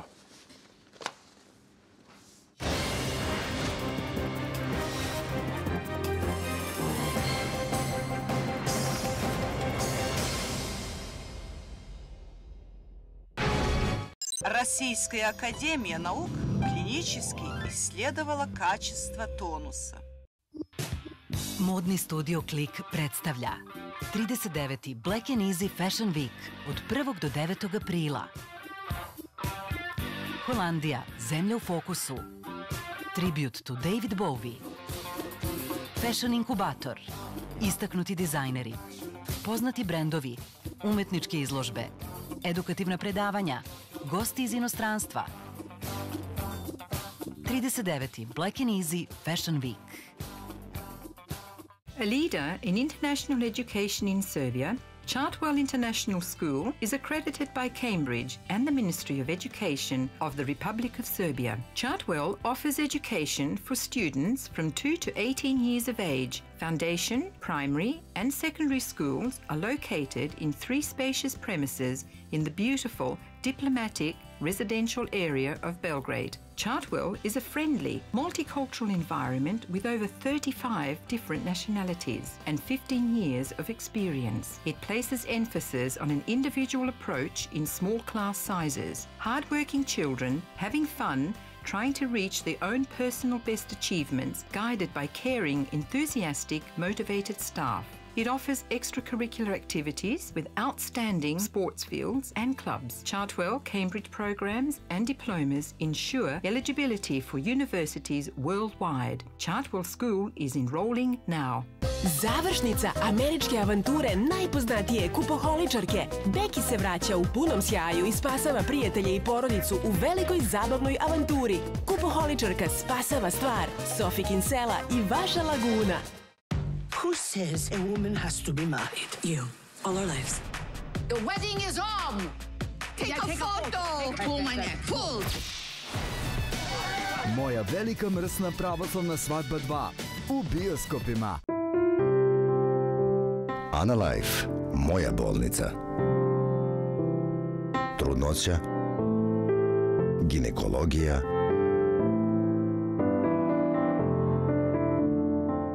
interna medicina.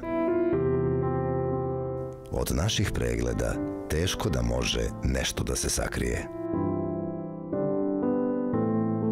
Opšta bolnica Analife u mirnom kraju Zemuna. Moje mantije, ukus koji nećete zaboraviti samo u Trivit pekarama.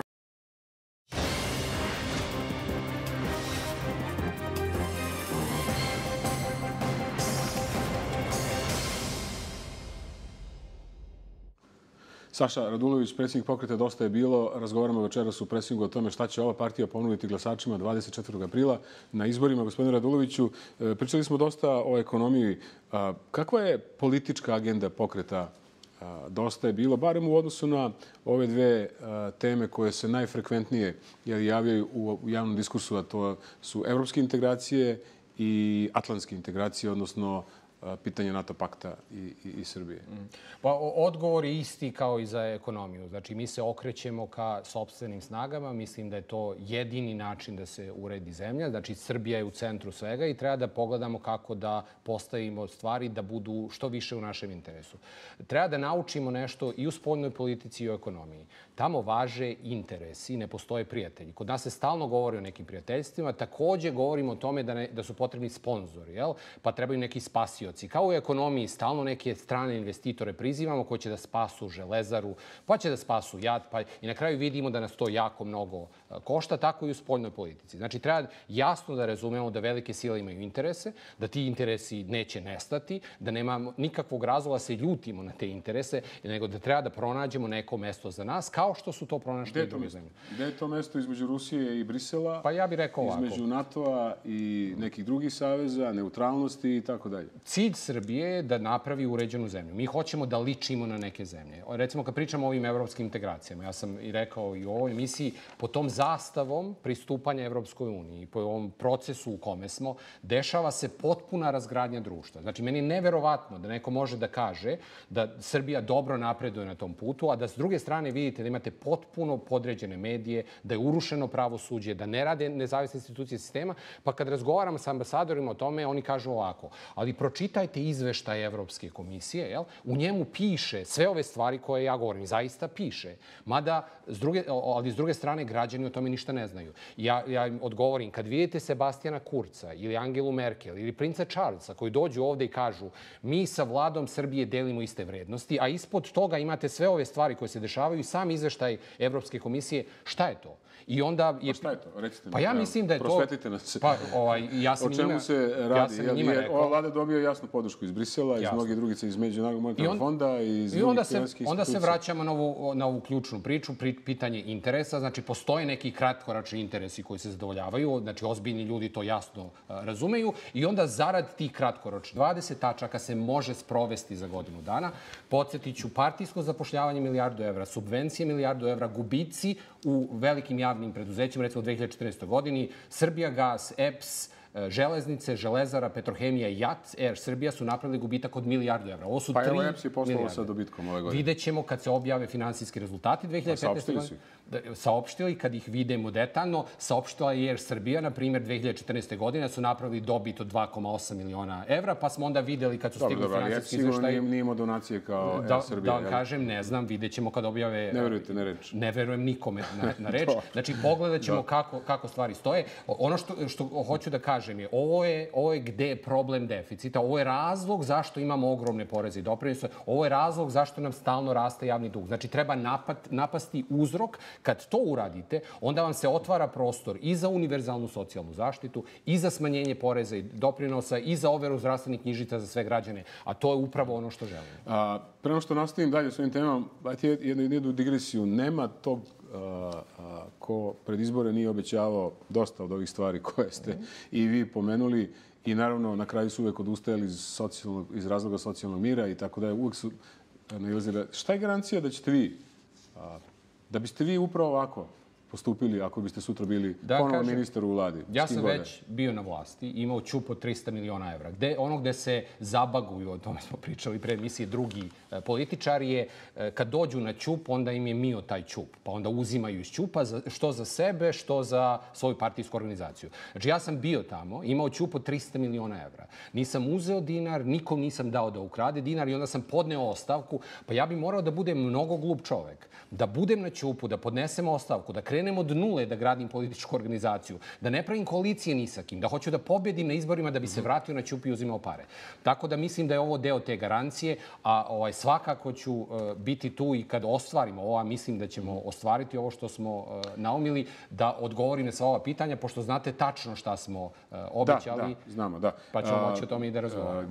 Malo čas ste pomenuli subvencije, vi ste ogorčeni protivnik subvencionisanja novih radnih mesta. Zbog čega ste toliko ogorčeni protivnik ovakvog stimulansa? Ja sam siguran da će gledaoci, pogotovo privrednici i mali privrednici, ovo jako lako razumeti.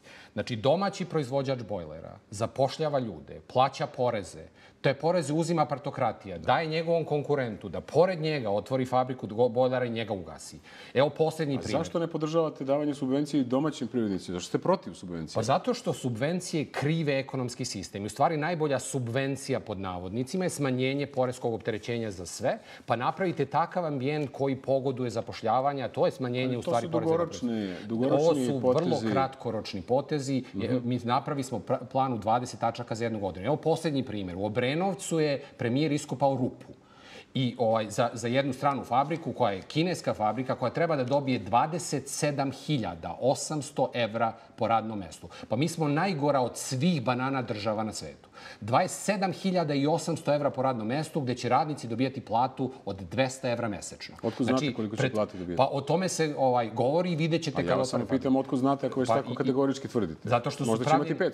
Pa ajte, sešćemo razgovarati o tome, pa možda ja nisam govorio istinu, pa ćemo pred gledalcima to vidjeti, ali iskustvo nam govori da su sva radna mesta takva i mi se pretvaramo u zemlju jeftine radne snage. A za to vreme 1.600.000 ljudi radi u sektoru porodičnih firmi koje propadaju praktično i država ih uništava. Mi taj balans moramo da promenimo. Mi nemamo ništa protiv stranih investitora, upravo suprotno. Međutim, oni moraju da dođu da investiraju svoje pare.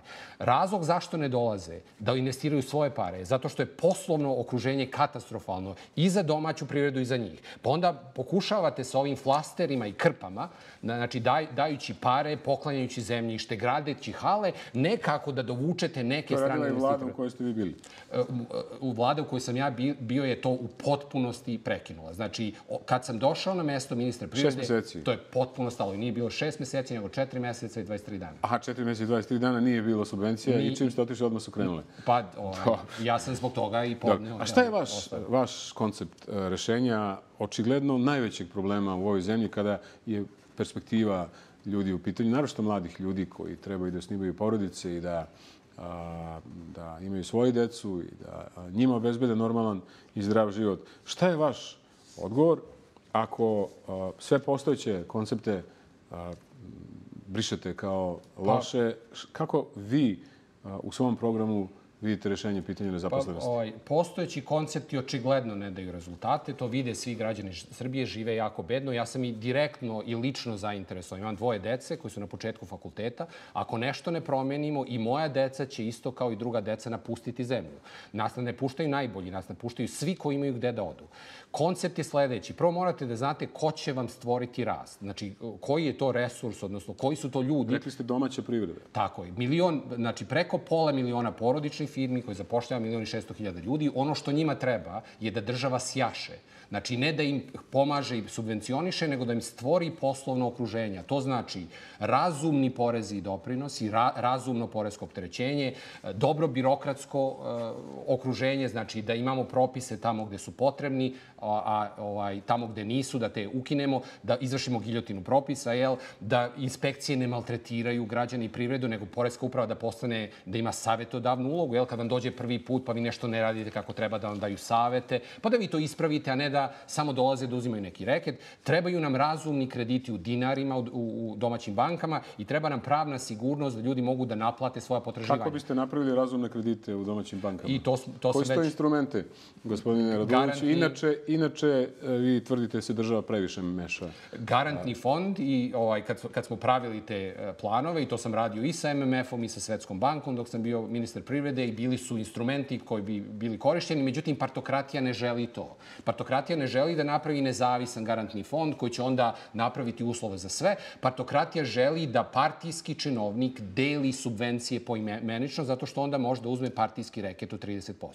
I to je taj ključni otpor, odnosno to je razlog zašto nigde ne uvedimo red u Srbiji. Inače, kod dugovanja najveći dužnik u državi je, pogađate, država. Prema tome, tu jeste čvor, odnosno mesto gde treba uvesti red, postaviti pravila koja važe za sve. Inače, Srbiji ne treba vođa. Znači, ja nisam vođa, niti sam ikad u životu tražio vođu i ja ne znam građane, pristojne ljude da im je potreban vođa. Srbiji je potreban sistem. Kod nas je problem u sistemu, sistem je iskrivljen. Često ljudi kažu imamo problem sa mentalitetom, da građani u Srbiji imaju problem sa mentalitetom. To zaista je jedna potpuna besmislica. Jer kad kažu pogrešan mentalitet, znači u glavama nam nešto ne valja. Uzmete bilo kog građana Srbije, prebacite ga u Nemačku, funkcioniše odmah. Znači, nije problem u glavama ljudi, nego u sistemu. Iskrivljen sistem lupežima nizbrdo, pristojnom svetu uzbrdo. Kad bi Nemačka imala ovakav sistem, ličila bi na Srbiji. Znači, mi moramo da uvedemo sistem, jednaka pravila za sve i treba da bude politička volja da se to uradi. A politička volja ne postoji jer kad bi uveli red, onda ovakva partijska mašinerija sa Babićima i kojekakvim polupismenim ljudima koji vode najvažnije institucije u Republici Srbiji više ne bi mogli da budu na tim tim mestima. I to je u stvari jeste ključni problem, ta negativna selekcija. Mi recimo volimo sport zato što su tu pravila jasna. Zna se ko je najbolji. Gledate i znate, jer radi se po pravilima. I nekako su ljudi poverovali da to što postoji u sportu ne mora u državi sa najvažnijim institucijama. I da to mogu kakvi ljudi da to vode. Nama trebaju Saše Đorđevići na svim nivoima u celom društvu, a to mora vanpartijski, to mora tako što ćete preko konkursa, sistematizacija radnih mesta. Koliko Saša Đorđevića znate? Ako vam je potrebno toliko. Da vam kažem, oduševili bi se kada bi putovali po Srbiji i upoznali kakvi svi ljudi i žive ovde i koji su napustili zemlju. Ali partokratija je takvu stegu napravila nad prirodom i građanima da ljudi misle da kod nas postoje samo Babići. Šta biste uradili sa subvencijama za poljoprivredu? Poljoprivreda je jedna veoma važna grana za Srbiju i za izvoz, da. Prvo, pomenuli ste ovaj tenisov zakon, odnosno zakon o poljoprivrednom zemljištu koji omogućava vladi... Nema veze. Imamo dosta glasača, ovaj put sigurno ulazimo u Skupštinu. Prema tome, ovo je za sve te stranke... Šta ako ne uđete u Skupštinu? Ja mislim da se to neće desiti, ali čućete, bit će neke stvari obećanja koje ćemo dati biračima. Ovaj put sigurno... Obećanja pre izbora ili posle izbora? Pre izbora, naravno. Dobro. Ono što je u vezi sa vama zanimljivo jeste da još niste ni na ove izbori izašli, već ste najavili sledeće, koji bi po vašoj proceni trebalo se desiti sledeće godine, 2017. zajedno sa predsjedničkim izborima, jer se, kako ste izjavili ili napisali na svom blogu, sad ne mogu da tačno se setim, ili u komentaru, nekom svom autorskom, jer se SNS raspada. Jel vi stvarno verujete da se SNS raspada i da ljudi veruju da se ta partija raspada i da ćemo gledati izborne kutije i sledeće godine? To je naša politička procena i to je, birači su čuli jasno šta smo kazali i po tome će nas i meriti, da li racionalno procenjujemo političku situaciju ili ne. Podsjetit ću vas, u junu mesecu 2015. godine sam također najavio da će biti izbori republički zajedno sa lokalnim, ja mislim baš na vašoj televiziji. Očekujemo da će SNS na ovim izborima pasti ispod 40%. Znači da će osvojiti manje od 40% glasova. Znači za vas je raspad SNS-a kada SNS padne ispod 40%. Zašto bi to bio raspad kad kompletna opozicija možda u ovom trenutku nema sve zajedno 40%? Zato što se u javnosti stvara utisak, percepcija u stvari, da je popularnost SNS-a na 50%, da uživa premijer zdušnu podršku ogromnog dela biračkog tela. Pa kad se vidi da to nije tačno i da su ta istraživanja javnog mnjenja u stvari nameštena i kad se vidi da je procenat recimo negde oko 35% ili 38%, to će biti početak kraja. Jer ta kola se više ne zaustavljaju, one idu nizbrdo. 38% je procenat koji posle Miloševića niko nije imao, koliko se ja sećam, na svim izborima, svih 11, ako se ne varam. Jako je bitna dinamika. Znači, kad krenete sa 50 i pređete na 38%, vas ništa više dalje ne zaustavlja. I onako brzo kako je rasla popularnost premijera i to na lažima i obmanama građana, ja mislim da će još brže... Se sjećate s koliko procenata je SNS i SPS-u formirali vladu u kojoj ste vi bili ministar? Ja mislim da je bilo nekih 22%. Tako je, sa 22% SNS formirao vladu zajedno sa... Jeste, ali mislim i malo neobično zvuči to da vi kažete da SNS propada sa 40%. Mislimo da je dinamika jako važna i u stvari SNS će se raspasti iznutra, ne s polja. Odnosno, oni su jedna interesna grupa po našim procenama.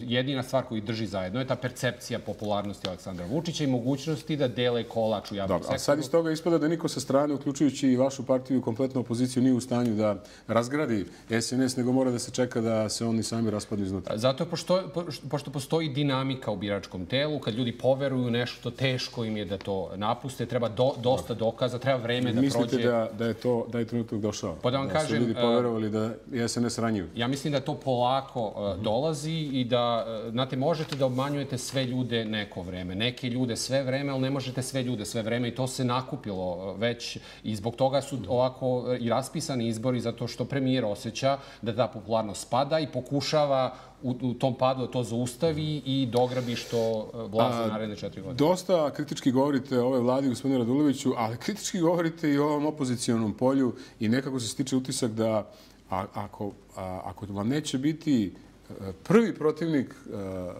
vaše političke da kažem, ne partneri, nego kolege, iz opozicionog bloka, da su podjednako veliki protivnik kao i Aleksandar Vučić. Daleko od toga. To nije tačno. Apsolutno ne. Znači, glavni problem Srbije jeste Vučić i njegovi sateliti, međutim imamo i pridružene neke stranke koji koketiraju sa Vučićem. Ja sam jasno se o tome izjasnio. Što se tiče prave opozicije, ta prava opozicija radi protiv Vučića. Naravno, imamo različite poglede na stvari, imamo i neke zajedničke poglede i ne postoji kritika sa te strane. Govorimo o suštini partokratskog sistema u čijem centru jeste premijer. Dobro, ali evo šta hoću da vas pitam. Dakle, ako biste bili u prilici da formirate vladu, toliko je malo onih s kojima možete da sarađujete, barem prema vašim rečima, da vi u stvari ne biste ni mogli da formirate vladu. To nije tačno. Mi smo jasno kazali s kim možemo, s kim ne možemo da sarađujemo. Znači, uglavnom ni sa kim ne možete. Tako izgleda iz onog što ste rekli.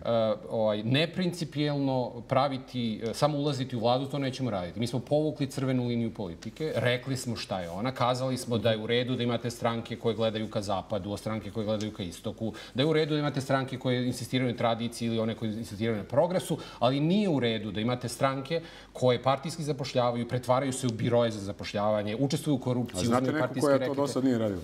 Ne znamo, međutim, naša ideja nije da svi nestanu sa političke scene, nego da se stvori nova politička kultura u kojoj to više neće niko raditi i onda možemo da diskutujemo o ovim drugim stvarima i da dajemo ponudu građanima, da građani biraju ko je bolje da vodi državu.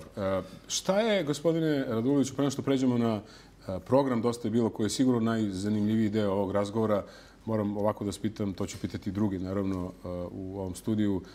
Šta je obeležilo ovu vladu po vašoj proceni? Koje su to ključne stvari koje su obeležile ovu vladu? Pa potpuno urušavanje institucija sistema, potpuna kontrola medija i jedna bezočna obmana građana Srbije. Ja mislim da je to jedna reč koja sve to zajedno označava je obmana.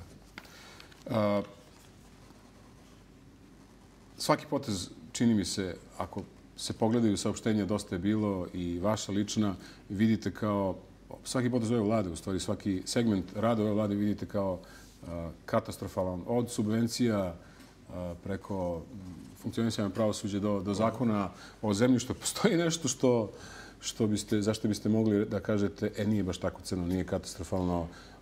Ovaj segment vlade ili ovo ministarstvo je nešto radilo dobro ili su baš svi toliko loši da nemate nijednu reč? Ja sam svestan kako to izgleda, međutim mi to ne radimo sistemski, odnosno ne idemo da kritikujemo sve kritike radi. Mislimo da smo u tim saopštenjima rekli konkretno šta ne valja i zbog čega mislimo da su potezi katastrofalni i zaista jeste da izgleda čudno. Ne mogu se sjetim ničega što ste podržali, recimo, posljednjih mjeseci. Jer nije bila... Nema, jel? Ako vi znate, ja bih voleo da čujem i ispravio bi se. Pa dobro, evo, mnogi govore o jednom dobrom evropskom kursu ove vlade, o rešavanju međunarodnih odnosa, eurointegracijama. Pa, dobro, vi se smijete. Ja vam kažem da mnogi vrlo pozitivno misle i brane tu politiku. Pa ja ne znam šta je konkretno tu. Znači, pod zastavom ulaska u Evropsku uniju već godinama se vrši pljačka Srbije, urušavanje svih institucija sistema, počinjavanje medija. Ja ovo govorim svim stranim partnerima s kojim razgovaramo i mislim da su zarad kratkoročnih interesa žrtvovali proklamovane vrednosti i principe. Tako da ja tu ne vidim nikakav boljitak. Financije u Srbiji bolje stoje nego što su stajali kad ste vi bili u vladi. Znate šta, gurnuti deficit sa nivoa Republike na opštine, javna preduzeća u džepove građana nije boljitak, jer vam to nastavlja trend pada. Vi morate da stvorite uslove za privredni rast. Ja vam samo pitam da li je Srbija u boljem finansijskom stanju, mislim na fiskalnu politiku u ovom trenutku, nego kad ste vi bili ministar? Mnogo gorem, jer u međuvremenu smo nazidali još jedno 4 milijarde javnog duga, tako da je situacija za 4 milijarde evra gora. Treći put da vas pitam. Ne govorimo o uslovima, o načinu na koji je postignuta finansijska stabilnost, ovako kako se predstavlja. Opet vas pitam, vrlo jednostavno, da li su finansije u ovom trenutku u boljem stanju nego kad ste vi bili, nezavisno od toga kako je do toga? Odgovor je nedvosmisleno ne, zato što je javni dug porastao i još više je nagrizen ceo ceo javni sektor, da ne govorimo svim preduzećima koja su praktično otišla u stečaj i rasturanju i svih javnih preduzeća. Znači, prilike koje smo imali 2014. godine, na početku 2014. godine, mi tako dobru situaciju više nećemo imati. Iz godine u godinu, odnosno iz meseca u mesec, situacija u kojoj se Srbija nalazi je sve gora.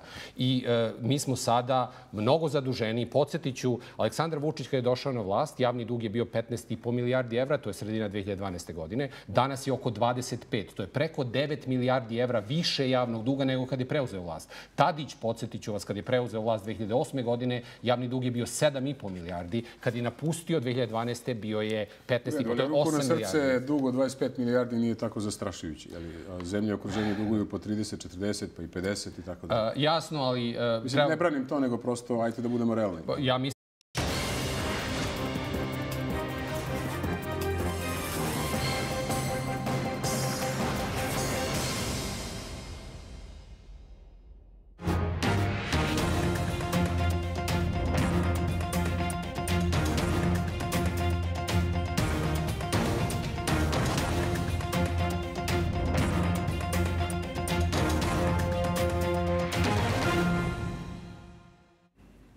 Gledajte N1, dobroveče. Od brojnih ministara koji su se promenili u dve vlade u posljednje 4 godine, verovatno najkraće zadržao se bivši ministar privrede Saša Radulović. Dao je ostavku nakon 6 meseci, izašao iz vlade i jednostavno saopštio restart nije uspeo. Da li je uspeo ili nije, o tome će 24. aprila glasati građani Srbije na izborima na kojima će nastupiti i pokret Dosta je bilo. A Saša Radulović, predsjednik pokreta Dosta je bilo, večerašnji gost predizbornog presinga. Dobroveče, gospodine Radulović. Hvala vam tome što ste odvojili vreme za naše gledalce. Ili prvo što uronimo u ove izborne i predizborne teme, vest dana jeste skandal oko takozvanih panamskih dokumenta. Ja znam da ste na točkovima non stop i da ste u pokretu, ali znam i da znate o čemu se radi. Naime, otkriveno je da iscurili su, da tako kažem, dokumenti agencije Mossack Fonseca koja je otvarala i održavala offshore kompanije za stotine i stotine kompanija i privatnih lica. Dosta slavna imena se pominju, ali da ne govorimo sada o imenima, jer možemo, bez obzira čija su, možemo ih dovesti u neugodnu poziciju, mada za sad nema dokaza o čemu se radi, ali sve nekako miriše na utaju poreza, na pranje para. Naravno, opet kažem, svako je nevin dok se suprotno ne dokaže, ali moram vas da pitam, pošto ste se i vi bavili ovakvim, ne kažem vi lično, nego bavili ste se, proučavali ste finansijski inženjering, je ovo zaista može da bude tako velika afera, imajući u vidu da se pominju čak i neki premijeri, predsjednici država? Pa to je ogroman problem u svetskim razmerama. Naravno, u Srbiji je također ogroman problem, pošto se većina pljačkaške privatizacije isprovela preko koristiće neke offshore firme i one služe uglavnom za ovo što ste rekli, a to je pranje para i za utaju poreza.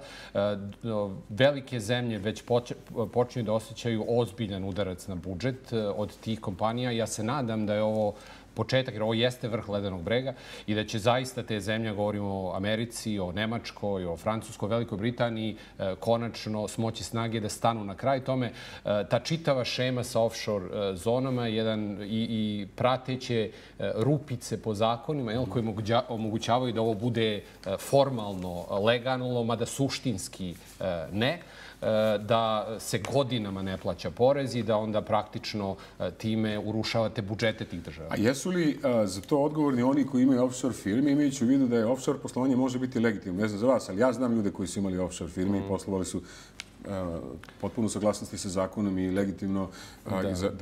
Da li su to zapravo države same napravile kako bi omogućile ljudima da to rade? Pa ja bih rekao da je to sprega politike i biznisa koji je, lobirajući kod politike, stvorio te rupe po zakonima koje onda omogućio da ovo formalno bude legalno. Mada suštinski, poreske uprave svuda u svetu, pa recimo i u Srbiji, rade na principu fakticiteta. Znači ne na principu formalno gde ste napravili sedište, nego suštinski gde se stvara dohodak. Da poslujete. Tako je. I onda bi mogli praktično da ignorišu te formalne stvari. Naša država priznaje offshore firme i priznaje to da iako faktički radite, izrađujete pare ovde, vi ne plaćate porez jer imate offshore firmu koja je vlasnik vaše firme. Pa ja mislim da je... To je postojeći zakon, za ne? Ja mislim da je zakon vrlo jasan, zakon o poreskom postupku i poreskoj administraciji, koji kaže da poreska uprava radi na principu fakticiteta, tako da te formalne zavrzlame ništa ne znače poreskoj upravi, ako ima političke volje da sprovodi svoje nadležnosti. Međutim, problem i ovde, a i u svetu je sprega između politike i tog kapitala koji praktično politika učestvuje u korupciji i sprečava i nezavisne institucije. Dakle, mi Srbiji izuzetak, da tako kažemo. Daleko to. Ste vi poslovali nekad preko offshore firme? Ne. Nikad ne? Ne. Ali sam radio... Neko za koga ste radili? Ne. Ali sam radio za policiju i tužilaštvo i radio na tome da se istraže ti slučajevi. To je jedna jako teška borba sa tim, zato što te male zemlje koje su uvek na nekim egzotičkim ostrvima, se stvaraju sisteme tako da ne možete da dođete do pravog vlasnika i onda se koriste razne metode da otkrijete sve to. I naravno, na kraju sve to zavisi najviše od volje tužilaštva i volje policije da sprovedu te postupke. I ako se politika umeša, kao što se obično dešava, ti postupci se zaustave i onda kažu, eto, nismo mogli da dođemo do podataka. Dobro, politika se duboko umešala u naše živote ovih dana i ovih nedelja. 24. su izbori. Vi ćete se takmičiti na tim izborima, tako kažem. Koliko sam čuo, još niste predali, dosta je bilo, još nije predala izbornu listu. Tako je. Mi smo prikupili 13.000 potpisa pre nekih 7 dana, čak i dan više. Što još niste predali listu? Zato što... Niste je napravili? Pa pripremamo, odnosno sproveli smo jedan javni konkurs za kandidate, za poslanike, za odbornike i taj proces završavamo. Birate preko konkursa potencijalne poslanike? Tako je. Znači, napravili smo kriterijume po kojim vrednujemo ljude, imamo čitav set različitih kriterijuma i pondere koji to mere i onda lokalni odbori vrednuju kandidate koji su se prijavili, prave se lokalne liste, to se sve stapa na Republici i onda praktično Republika dobija i tražimo najbolje kandidate. Ideja je da dobijemo najbolje. Možete nam kažete neko ime, ima li neko koga građani znaju? Kod nas su uglavnom ljudi koji pre nisu bili u politici, koji nisu široko poznati javnosti, ali su svi poznati u svojim stručnim krugovima. Imaćete priliku to da vidite. Biografije ćemo objaviti. Mislimo da imamo izuzetno jaku listu, da se radi o kredibilnim ljudima, dosta mladih ljudi, 30 do 45 godina. Naravno ima i starijih, ima i nešto mlađih i biografije će biti poznate. Mi smo jako ponosni na to i uglavnom ljudi nemaju nikakvo prethodno političko iskustvo. Znači još i otvoren konkurs da se neko prijavi za poslanika, za listu, dosta je bilo. Konkurs je zatvoren. Zatvoren je. Zatvoren, međutim završavamo rangiranje jer hoćemo zaista da lokalni odbori ocene kandidate, a ne da se iz centrale ocenjuje. I interesantno, mada mnogi ljudi ne veruju, ja ne pravim listu za izbore. Odnosno, jer imate svih 250 kandidata ćete imati za celu Srbiju? U celoj Srbiji nam se prijavilo preko 1500 kandidata. Mi ćemo to svesti na manji broj. Da li će biti svih 250 i ne, još uvek ne znam, ali... Vojvodina? Vojvodina također, da. Isto. Dobro. Isti proces, znači, na svim nivoima. U redu. Ajde da sad nekoliko reči samo, dosta je neobično ovo, pretpostavljam, zanimljivo za naše gledalci, malo o vašoj saradnji sa drugima. Je li, pošto je očigledno da dosta je bilo izlazi potpuno usamljen na ovim izborima, ne kažem da ste siročeni, da vam nešto neko treba, ali da li je to zaista deo političke strategije pokreta ili kako neki analitičari kažu i to vide deo, recimo, vašeg političkog egocentrizma, da vam tako poslije pitanje nećete se ljutiti? Daleko od toga. Isto pitanje možete da postavite svim ostalim članovima glavnog odbora i članstvu koje je jednoglasno u tome da na izbore izlazimo samostalno, znači ovo ne potiče samo od mene, nego od cele organizacije. Ljudi koji su glasali za nas na prethodnim izborima 2014. godine, njih 2,1%, 75.000 glasova, ti ljudi znaju zašto su dali glas i mi to nećemo izneveriti. Ovu strategiju da samostalno izlazimo na izbore smo tada postavili, to je bio februar 2014. i to nismo napustili do danas. Mislimo da su 2 godine dovoljne, da se jedna nova politička snaga napravi u Srbiji i da se proverimo na izborima, da vidimo šta glasači misle o tome. Pa ako glasači ne daju poverenje ovome što radimo, onda možda treba da vidimo da radimo nešto drugo.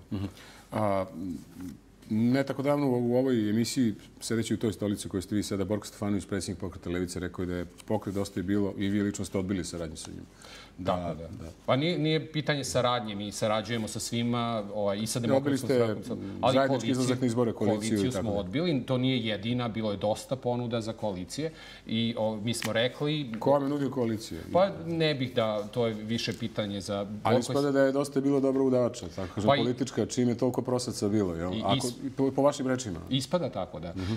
Čini nam se da zauzimamo centar političkog spektra, svi mogu sa nama praktično i vide da imamo dosta podrške. Mislim, realno da je zastrašujući to iz više razloga, jer ovaj ponder kojim gledam samo dug u odnosu na GDP je samo jedan od merila. Imate i druga merila, a to je recimo da vidim koliko imam slobodnih poreskih prihoda u odnosu na dug, jer u ovaj javni dug upada i dug prema penzionerima, na primjer, odnosno penzioni fond je prazan, imamo obaveze prema ljudima koji su u penziji, te obaveze su negde, ako uradite kapitalizaciju ovih godišnjih davanja za penzije, oko 60 milijardi evra. Kad to sve saberemo, dug je zaista zastrašujući. Ono što to ne znači da smo mi u bezizlaznom stanju. Međutim, moramo da prekinemo ovo što radimo sada. I smanjenje plata, smanjenje penzija ne radi ništa sistemski na uređenju društva i države. Mi ne udaramo na ključne delove koji u stvari i generišu deficit i generišu propadanje. Jesu li ministri, pa i vaš naslednik na poziciji ministra privrede i ministar finansija neznalice po vašoj proceni? Ili se radi o nečemu drugom? Pa ja mislim da delom da. Jer to, kako vi govorite, izgleda kao da niko ništa ne zna u ovoj vladi. Delom da, međutim, ja mislim da je mnogo veći deo toga, čak i kad ljudi nešto znaju. Problem je u centru vlade, a to je premijer. Znači, ja sam i podneo ostavku zbog premijera, ne zbog drugih ministara. Ljudi čak i kad imaju dobre namere. Ali rekla bi se da nemate nikakav respekt prema njima, jer ste poništili sve rezultate, ako ih eventualno bilo, u svim poljima svih ministarstva. Ja ih ne vidim, ja pozivam bilo koga da ih iznese, pa da, recimo, otvoreno razgovaramo o tome. Ja bih rado razgovarao i sa ministrom privrede i sa ministrom finansija i da pogledamo te brojeve i da pričamo konkretno o njima. Znači, kad ne radite, kad idete kontra struke, kad govorite stvari koje zaista nemaju veze sa životom, kad vidite da kao papagaji ponavljaju nešto što premijer traži od njih, pa ja nemam drugu reč, mogu da mislim ili da su potpuno nesposobni, da ne razumeju šta rade, ili da su dirigovani. Ja mislim da je kombinacija te dve stvari. Hvala vam, vratit ćemo se u studio za minut 2.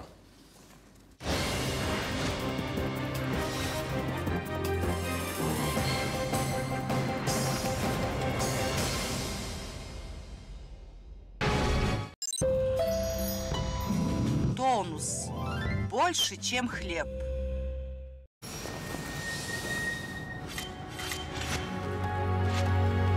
Amstel. Ponosni sponzor UEFA Lige Evrope.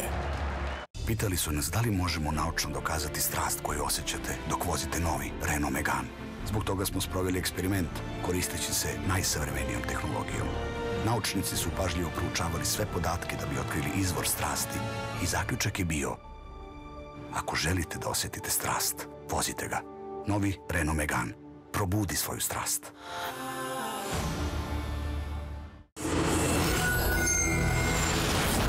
Pouzdano rešenje svih oftalmoloških problema po najvišim svetskim standardima.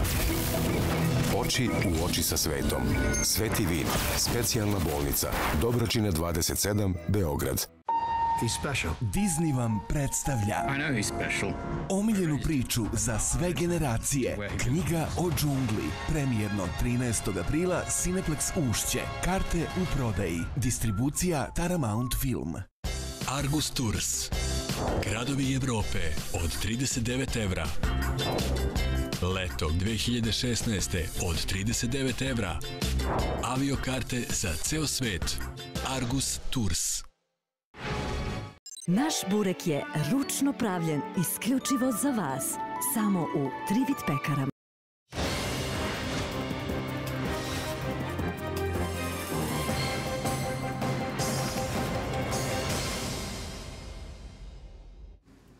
Saša Radulović, predsjednik Pokreta Dosta je bilo, gost još jednog predizbornog presinga u nizu. Gospodine Raduloviću, da se fokusiramo malo na program Dosta je bilo, to je, čini mi se, ono što je veoma važno i ono što bi naši gledalci sigurno volili da čuju. Nekako se u moru ovih kritika ponekad izgubi ono što su vaše alternative i vaše ideje. Pa evo ovako, da krenemo onda o ekonomiji o kojoj smo i malo čas govorili. Moram ovako da spitam, mnogi vas zapravo vide kao jednu vrstu neoliberala koji se nekako nedopustivo malo interesuje za sudbinu živih ljudi u ovoj zemlji, naročito radničke klase. Videli su vas kao nekog protivnika, imajući u vidu način na koji ste podržavali zakon o radu. Ima komentara, ja sam siguran da ste ih videli jer ste vrlo često na društvenim mrežama i na web sajtovima, da vi zapravo radnike doživljavate kao nekakav trošak u nekom liberalnom sistemu proizvodnje. Šta biste rekli na te kritike?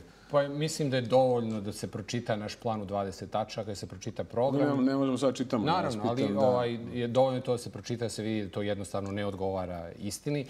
Mi se zalažemo za uvođenje reda na svim nivoima. Ako pogledate program koji smo ponudili, tu postoji i univerzalna socijalna zaštita, i zdravstvena zaštita za sve, i penziona zaštita za sve, i plaćeno obrazovanje, i kultura koja se podržava iz budžeta, ali hoćemo uvođenje reda. Znači, moramo da imamo sistem, moraju da budu jasne sistematizacije radnih mesta, moraju transparentno se objavljuju svi ugovori koje država potpisuje. Za svaki dinar mora se zna kome odlazi, pod kojim uslovima, mora imovina da se popiše. Znači, ove neke bazične stvari za koje, ja mislim, svaki čovek zna unutar svoje porodice. Nema nijednog razloga zašto to ne treba da se dešava. A šta mislite, zašto vas ljudi doživljavaju tako? Doživljavaju se kao neko ko je surovi liberal, koji će dosta interesa da zapostavi da bi rešio neke stvari? Ja mislim da je to deo političke borbe gde se te stvari podmeću. Mi, naravno, sa neoliberalizmom nikakve veze nemamo. Naš fokus ekonomske politike je domaća privreda i porodične firme. Znači, u Srbiji imamo 1.600.000 porodičnih firmi, gde su i porodična gazdinstva, poljoprivredna i preduzetnici, male deo firme, koji zapošljavaju mali broj ljudi, gde praktično prehranjuju svoje porodice. Njih preko 500.000 zapošljava 1.600.000 ljudi. Država zapošljava 700.000, proširen javni sektor, dok recimo tajkuni i svi strani investitori zajedno oko 300.000. Znači, centar ekonomske aktivnosti u Srbiji su porodične firme. One trpe pod ogromnim teretom poreza i doprinosa koji su preko 60% i oni generišu ogromnu sivu ekonomiju. Zatim, pod velikim birokratskim opterećenjem koje mora biti smanjeno. Da ne govorimo o tome da recimo u 21. veku mi imamo situaciju da naše firme ne mogu da koriste PayPal, ne mogu da prodaju svoje proizvode recimo preko eBay-a zbog restriktivnog zakona o deviznom poslovanju. Znači, mnogo takvih sitnih zakona koji uništavaju potencijal te male privrede. Ajmo redom. Evo sad ste pomenuli sivu ekonomiju koja se događa zbog toga što su porezi i doprinosi zaista veliki. Nema tog političara koje nije obećavao i sanjao da će smanjiti poreze i doprinose. Evo vi sad tražite smanjenje poreza i doprinosa. Kako, gospodine Raduloviću, kad odlično znate da bi to ruiniralo budžetske prihode? Pa ajde da vidimo šta znamo, šta ne znamo i šta u stvari ruinira budžetske prihode. Srbiju ubija partokratija, odnosno političke stranke koje razvijaju. Ja vas pitam kako biste taj novac za koji biste smanjili poreze i doprinose... Ako mogu da samo dođem do centra problema. Znači, centar problema jeste partokratija koja se finansira na 3 načina. Prvi je partijsko zapošljavanje, a to su partijski kadrovi postavljeni na izmišljena administrativna radna mesta sa kupljenim diplomama sa izmišljenih univerziteta. Njih ima oko 15% u javnom sektoru. To je godišnji trošak od 1 milijardu evra. Drugo, na subvencije se godišnje baca oko 1 milijardu evra. Od toga u poljoprivredi je samo 230 miliona. Ja biste sutra zatvorili Železaru i rekli društvo, doviđenja, žurka je gotova, razilazak, nema više ni dinara. I ostavili 5.000 ljudi. Za sve firme u Srbiji, ovo sam radio isto kao i ministar, procenjuje se da li ta firma može da opstane ili ne, tako što se uradi lična karta, popiše imovina, popišu obaveze, uradi finansijsko restrukturiranje, nakon toga se uradi analiza tržišta, poslovni plan i investicioni plan. Da vam kažem, svaka kompanija može da se stavi na noge. Svaka. Pitanje je kolika je investicija potrebna. Pa kad to izračunate, koliko novca treba da uložite i koliko je to rizično, i kad to uradite za sve kompanije, onda možete racionalno da procenite da li nešto vredi ili ne vredi. Drugim rečima, vi u stvari biste morali da rešite niz drugih problema kako biste stvorili uslov da smanjite poreze i doprinose, jer tih para nema. Niz tih drugih problema se može, odnosno srediti, sistem se može dovesti u red za godinu dana i to je taj plan od 20 tačaka o kome smo rekli.